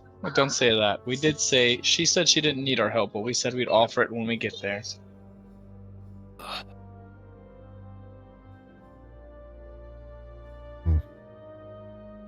The chief claps his hands, right, and puts them onto his lap. He says, Retire. Refit. Everyone will be outside the cave at first light, and we march upon the wolf tribe to end them. To end their madness with their Dragar masters. Sounds like a plan. and so now the rest of the night is yours. You know that he designated like that W5 area. There's plenty enough beds for everybody to kind of sleep in a communal area. Right? There's also other areas that have yet to be explored. So I'll turn this over to all of you now. And whenever you are ready to proceed, like you're done, you can just go ahead and make like a black marker over your token, just like so. And I think that'll denote it for me. That's fine. I'm gonna go have a look up in here. I was gonna follow Excellent. Nyx. Echo's eventually gonna do like a full walk of the place as well, but before he does, he's gonna walk over to Nail and go, "Again, I'm sorry for your father, but who did the final blow on the dragon?" Him, of course. Everybody else just contributed. Ah, that old stubborn bastard. Also, you should rethink that necklace, especially if it has some dragon magic. My friend over there is pretty in tune with dragons. You can see the scales. I gave the necklace to Nyx to examine and to investigate. Perhaps it can come in handy in the immediate future. One last question before I walk the grounds. Is there any way you can hand out a couple healing potions to everyone in my group? We'd feel happy to pay for them if needed. Payment's not needed. There's plenty enough potions of healing from that dragon's hoard that we got many years ago. We will be able to supply a generous amount of potions of healing and greater potions of healing for you and your group. Just For the remind clan. me. Just I got remind you. me. After he says that, I'll say for the clan. Put my hand back on my chest as I start to walk away and cast mending to fix the jacket I ripped earlier. Love it. And Nyx and Tom, as you guys enter into this small cave, essentially, right? The floor of this 15-foot high cavern bulges in the center, with a 5-foot diameter hole on either end of the upraised part. Markings at the ends of the tunnel exteriors of the bulge. You see runes like inscribed on every surface of it. At the back of the cave, there's an elderly male Goliath that sits with 3 adolescent Goliaths around a campfire.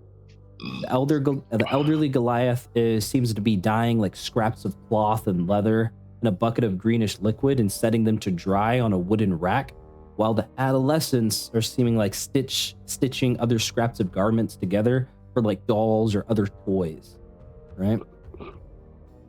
The older Goliath looks up at you, Nyx, as you approach. Yes, young one. What brings you to the cave of challenge? I have some questions. I just need to verify I'm talking to the right person. Are you the elder of the clan? I am.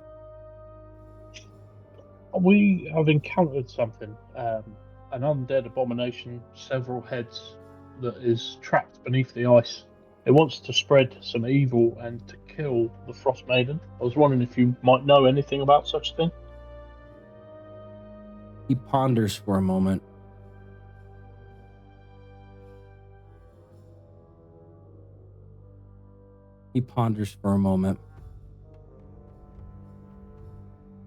He says, there are many undead abominations and many tales, and many folk tales, and in many stories. But there's one in particular, you say, a 7-headed twisted creature. Go on. 7 mouths that speak, yet none draw breath. 7 eyes see, yet all gaze into death. 1 soul or 7, it tears at your flesh. This creature of nightmare will lay all to rest. There is a tale of such a beast, such an abomination, such ancient evil power.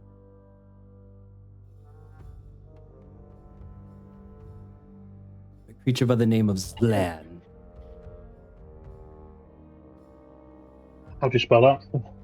Z-L-A-N. Z-L-A-N. Lovely.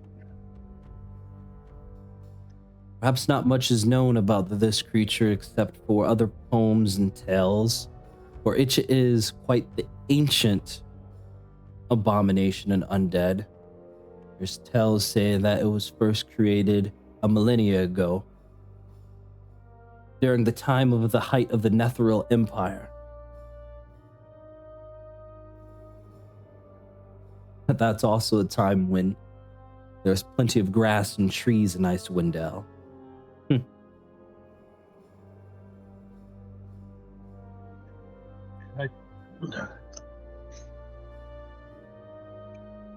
Anything in these tales describe what it is? Is it a deity? Is it what's its domain?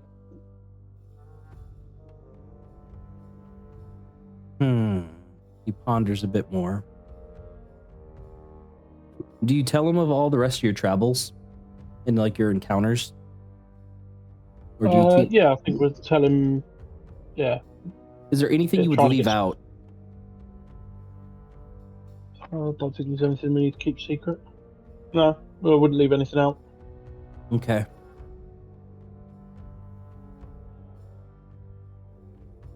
You say this creature wishes to challenge Auril, the Frostmaiden. It wishes for Auril to die, or for us to kill it, and then free it from the ice. Obviously, you cannot do that. This thing is of great evil. And Auril may be a cold god, but by no means is she overtly evil. Perhaps the Frostmaiden herself is trying to counteract whatever blight that this creature has bestowed upon Icewind Dale. Perhaps that is why this creature that spoke to you in that vision wishes for you to go seek Auril out and to slay her. This is all speculation. Of course, maybe it is worth speaking to Auril herself and seeing what she knows. One cannot just speak to a god. That will be quite the travel to even find her would-be hidden location, of which hasn't been visited in whoever knows how many years. There is tales of her having an island somewhere within the sea of moving ice. But those details are lost upon me.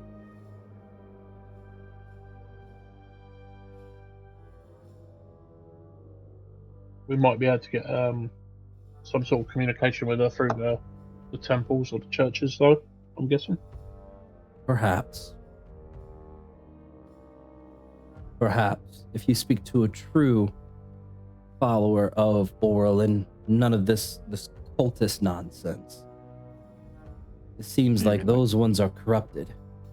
Perhaps thinking that they're following Auril's will, but in turn they're really following this abomination's will instead. Okay. Thank you. You're welcome.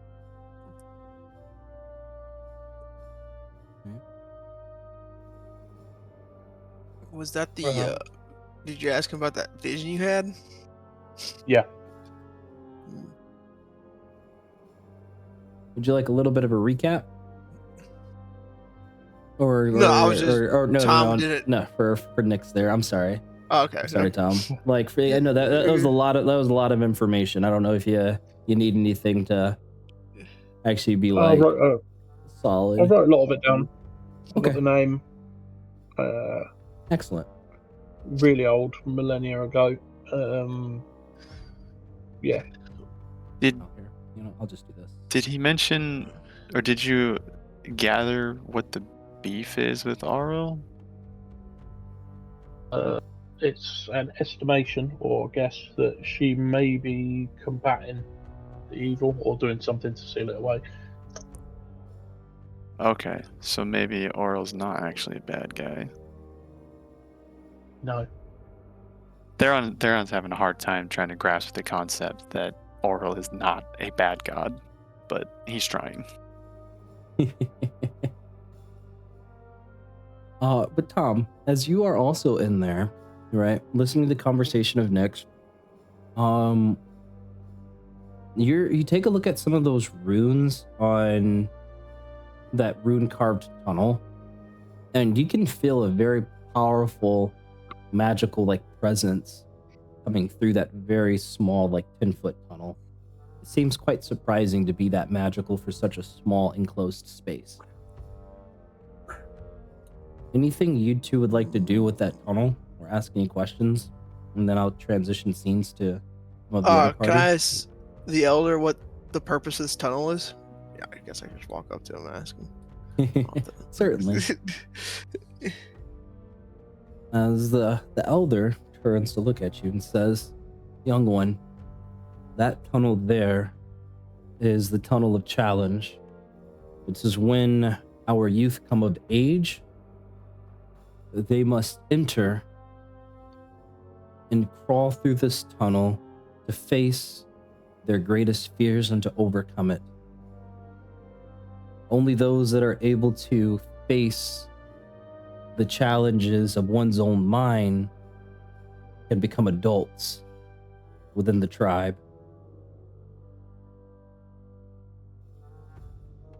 I witnessed your battle with Chief Nail. Your druidic prowess is quite something to behold. Oh, I won't go that far. But it is it's handy.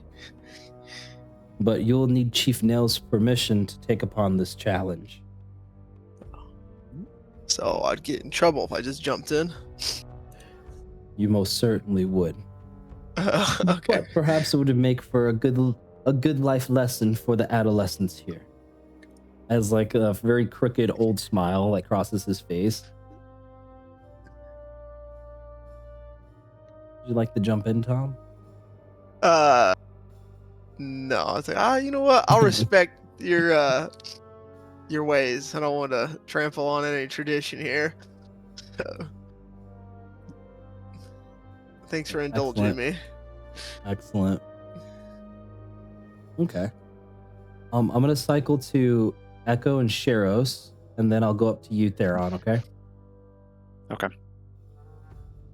So Echo and Sheros, as you enter W6, you see like these are more like private caves. You see a couple that just have like Goliaths in there tending to like just regular everyday business. But on the northern one, you see that it's some type of small infirmary, and situated on one of the cots is a wounded Aarakocra. You see that one of the Aarakocra's wings has been like bandaged up, stuff like that. And there's a splint on his like left leg, as there's a would-be spiritual healer. Essentially, they're taking care of the Aarakocra. They're down, kiddo. This is what Echo and Cheryl sees. Echo's gonna slowly stop poking me, kid. Echo's gonna walk forward. Sorry. And look at the scene and just see kind of what's going on as he goes, "Why is this person here?" Rook turns to you and says,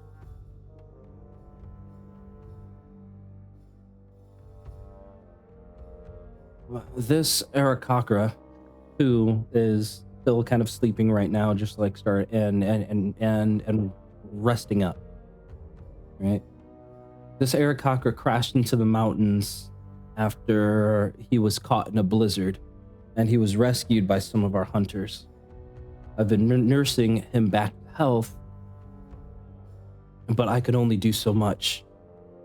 Although his minor wounds have healed, the broken wing would take some type of magical healing to fully mend."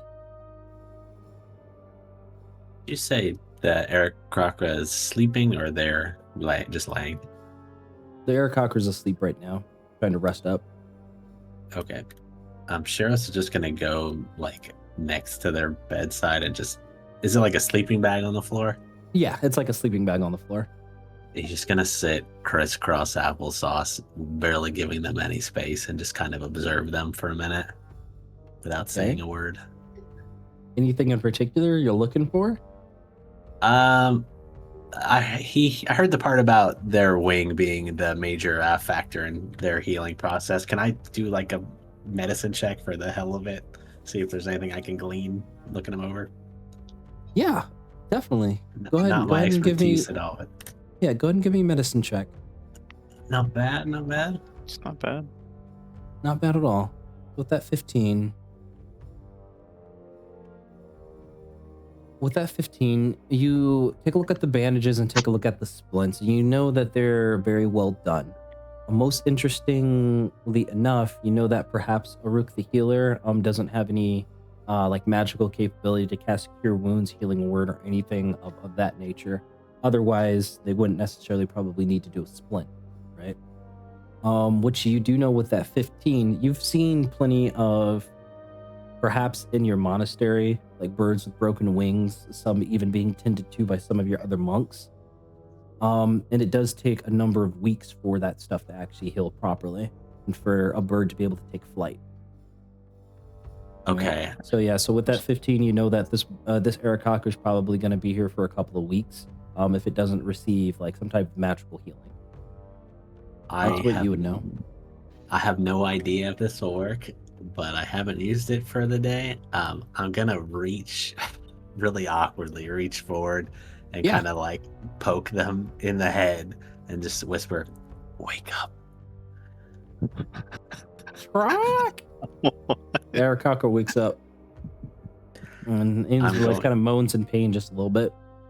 Okay, I'm gonna say, like, "Oh, good morning. I was sleeping. It My name's hurts." Sheros. Oh, hello there, Sheros. Are you a new healer? Maybe. Part of that depends on you. And Sheros, as he's saying this, will kind of take off the amulet of the drunkard for a second.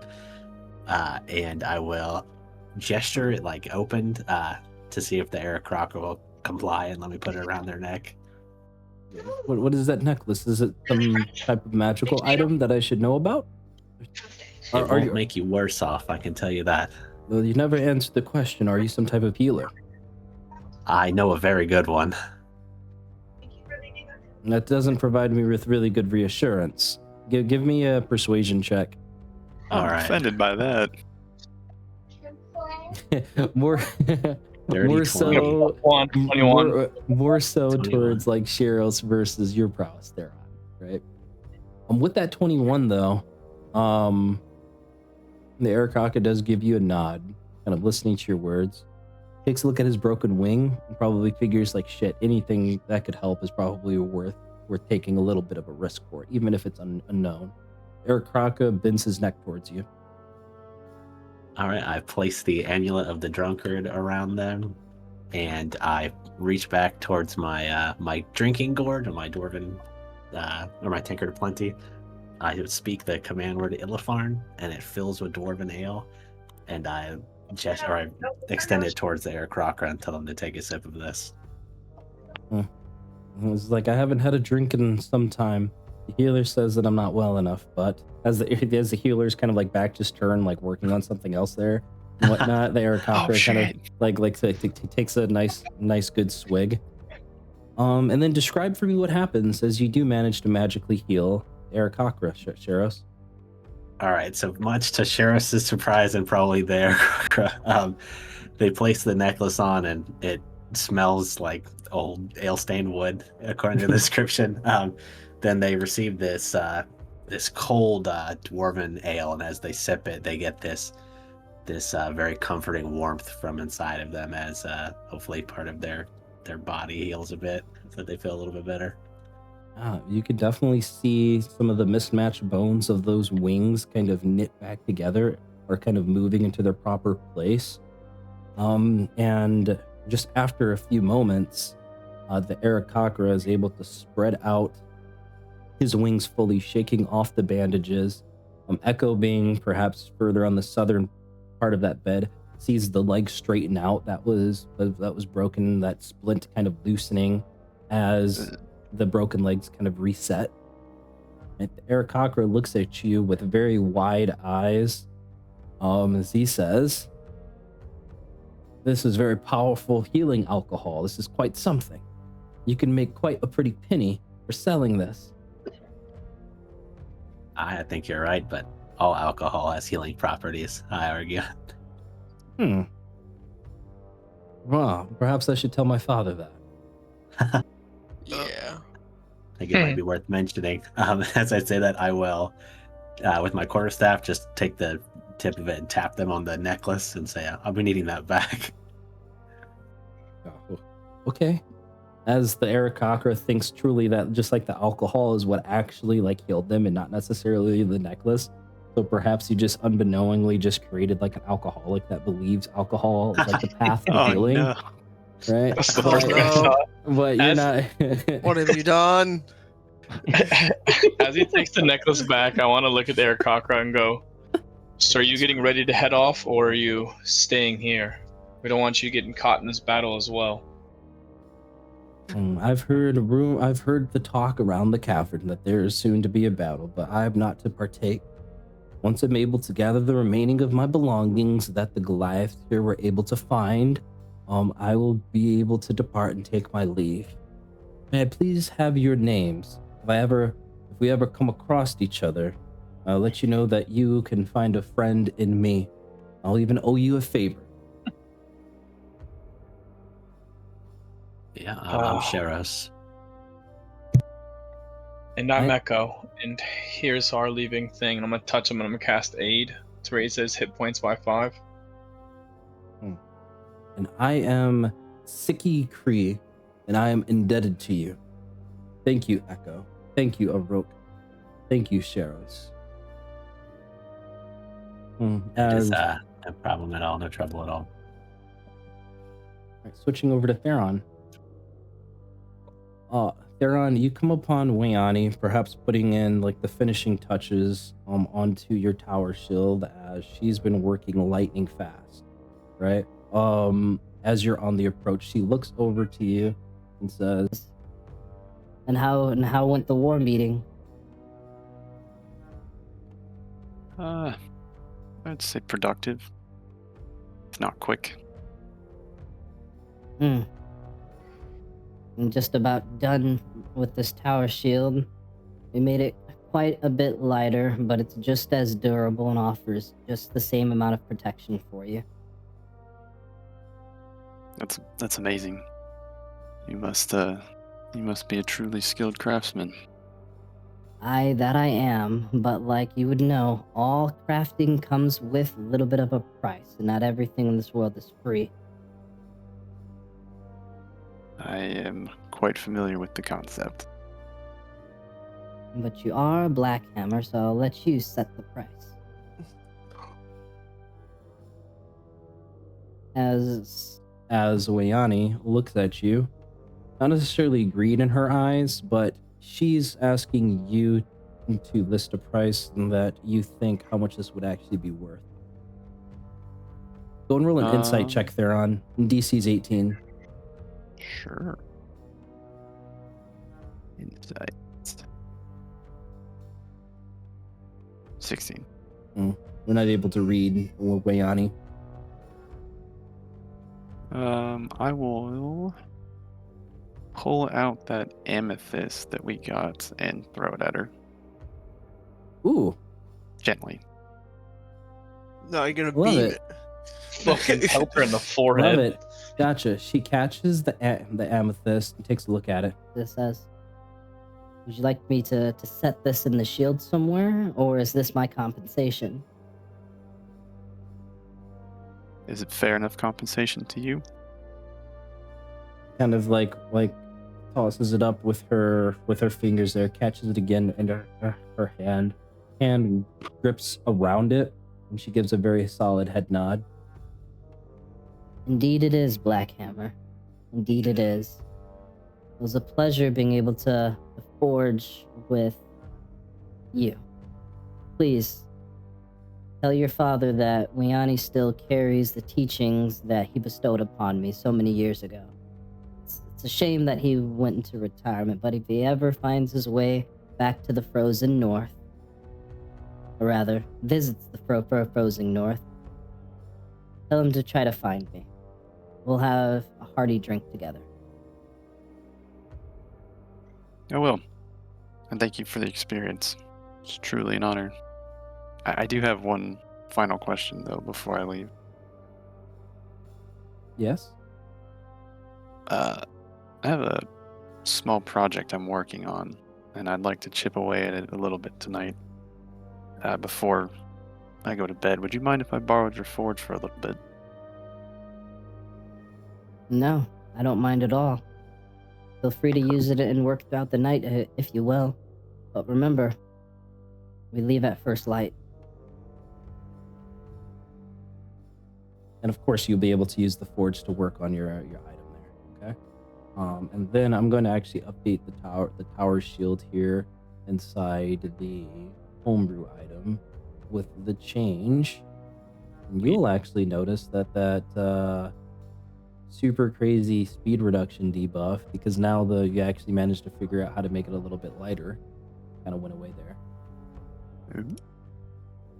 So just give it some time to like refresh and stuff like that. Cool. So everybody, you see Tom and Theron have retired for the night. Thank you for remembering to get your little black icons around it. I love that you guys pay attention. It's fucking amazing. If I did want to work on hammer, Yeah, of course. for a little bit, would I?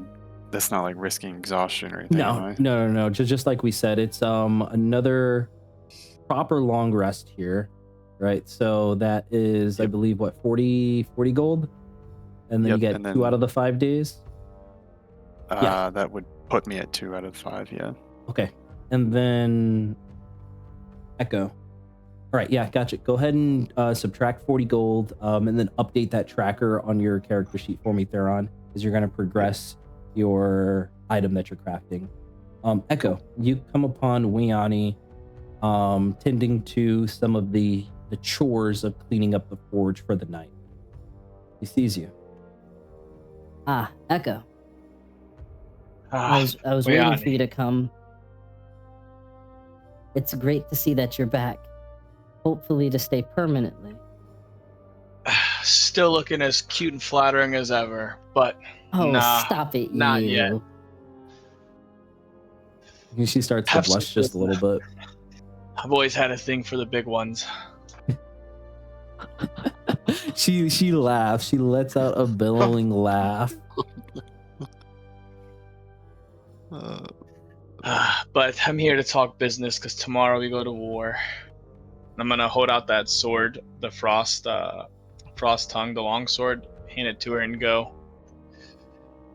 Whatever you can do, anything's better than nothing. It seems like everything's can take the cold here, so I don't have too much use of it. If you could make it more of a projectile, kind of like this pistol here. Well, it does have magical properties. I think I can perhaps work something out. It'll be a stretch, but perhaps I can get something done by the time you all depart in the morning. Perhaps if I were to wake up early.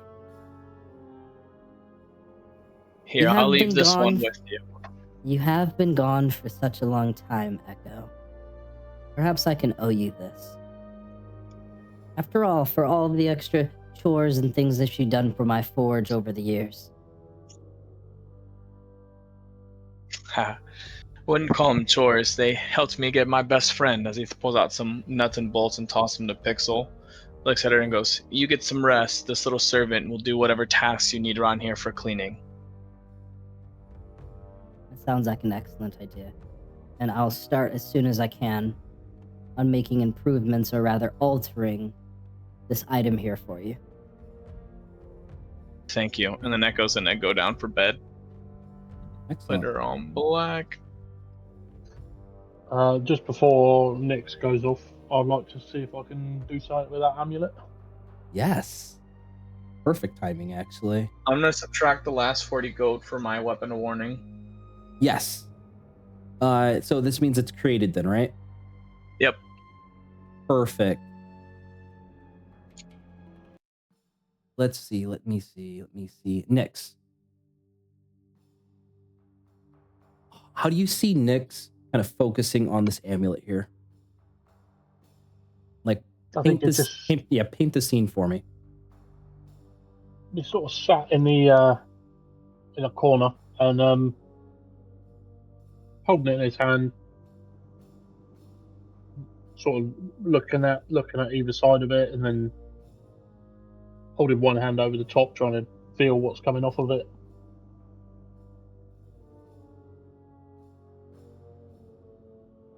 You hear a voice, Nyx, as you meditate onto this object, the shard.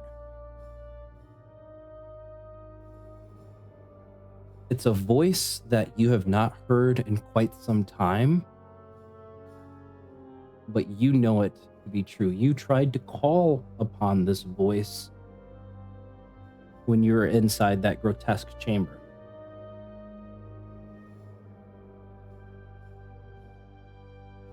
As you hear, my child.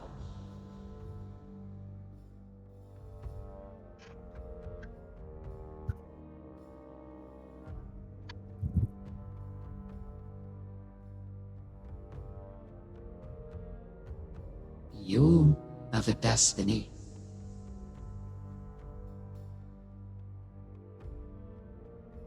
And that destiny will be fraught with challenge, but memorable moments will be made. When the time is right, and at my choosing, those memories will be shared. I bestow this gift upon you. Use this power well as you battle against gods. Nyx, this is the Shadowfell shard. Your item from your wish list that you have been able to identify.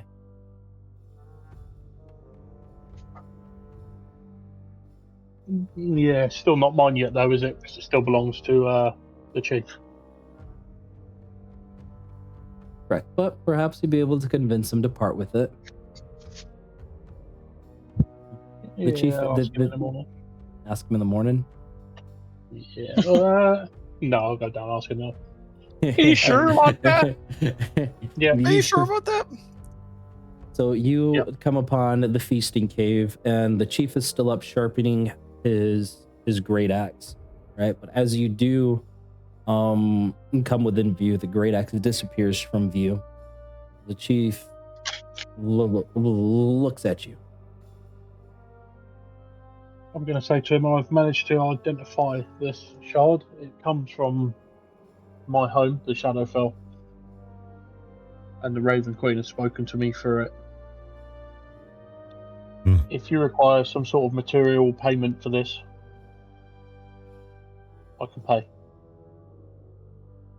If it makes you stronger, then that means it makes us stronger. It does. Keep it. Make Thank yourself you. stronger to help in the coming battle.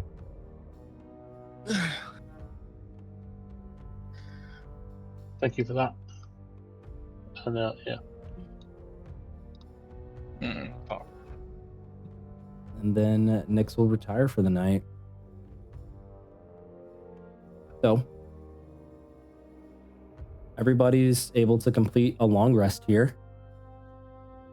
Get your 10 HP back, baby. I need everybody to level up. I burned through that, all right? Yeah, I need everybody to level up to 7. You're telling me homie was smacking me. Okay. Yeah, I got a little nervous there. Level up to 7. Right. Yeah, and yep, I need everybody to level up to 7. Finally. Hey, let's go. Yeah, we're making good time. Or rather good levels here. Yeah, I'm not moving all these tokens. I'm not doing it. That's a lot of tokens to move and stuff like that. So It's instead, implied. Theater of the mind. it's implied theater of the mind. I'll move a handful of tokens here to denote the morning. There's no fucking way I'm moving all these tokens. Way too much time. I was debating about doing it. I was just like, oh dear God, this is a lot. Question, because I was reading a bunch of stuff on it, and I wanted to ask you and how you felt. Can my Battlesmith attune to something? No. To the Steel Defender? Okay. Same for the Homunculus Servant, right? No. Yeah, correct. It's the same. Yeah. They're like companions or whatever. They won't be able to attune to things. Who wanted to attune to that dagger? Oh yeah. Sorry. Go ahead and explain to the party what the heck you just made. Made a weapon of warning, so whoever's holding it, if you're within 30 feet of that person and you're a ally, you get a advantage on initiative. And you cannot be just that one. And it awakens us if we're sleeping and combat begins. Mm-hmm. It's a very useful item. But like you said, I think somebody has to be attuned to it, right? Yep. Yeah, yep. Weapon of warning. It's a very good item. Gives you guys advantage on initiative rolls. And then the item I'm changing throughout the night would have been my goggles of night for a wand of magic missiles. Okay.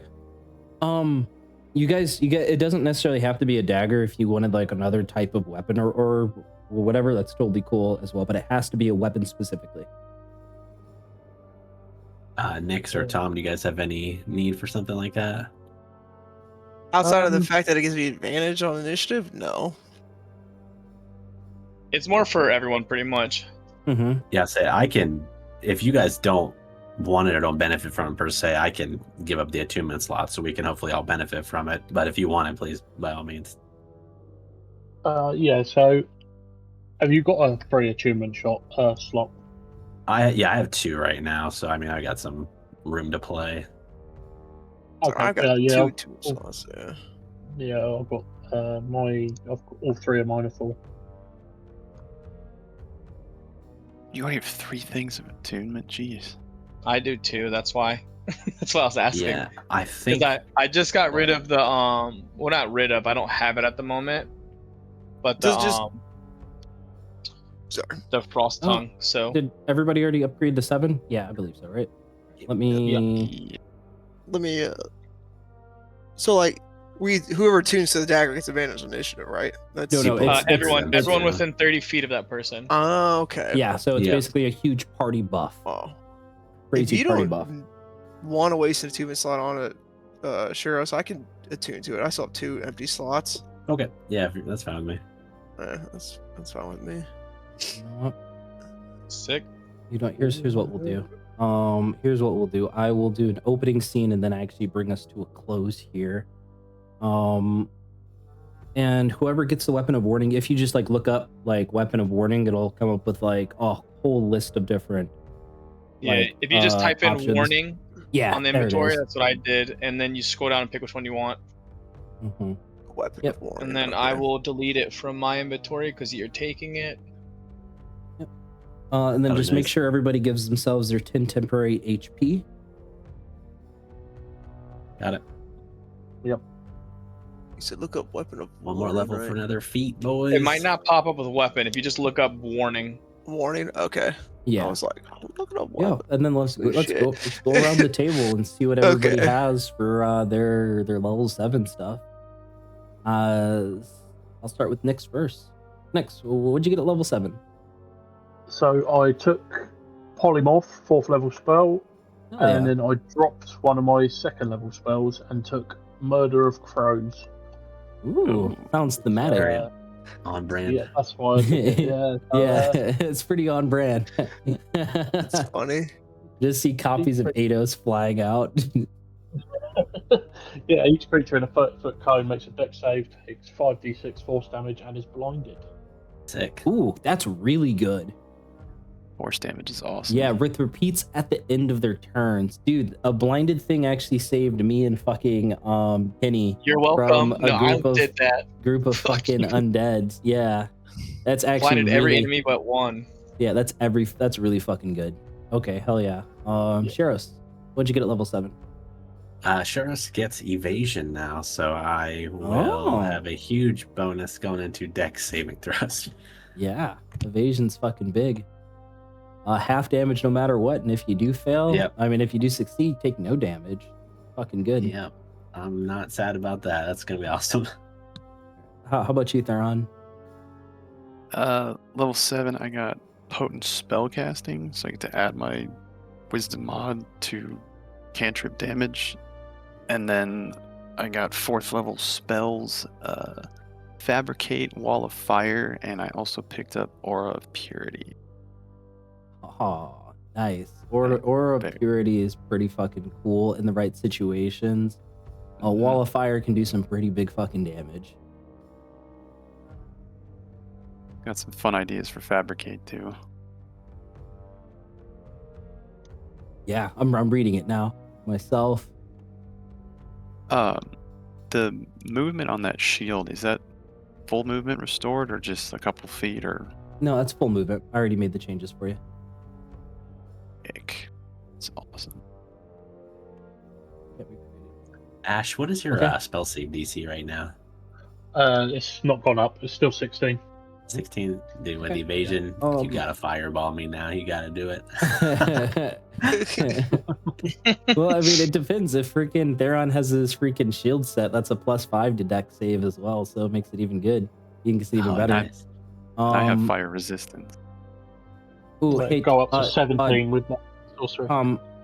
You selected the legacy version of Dagger of Warning.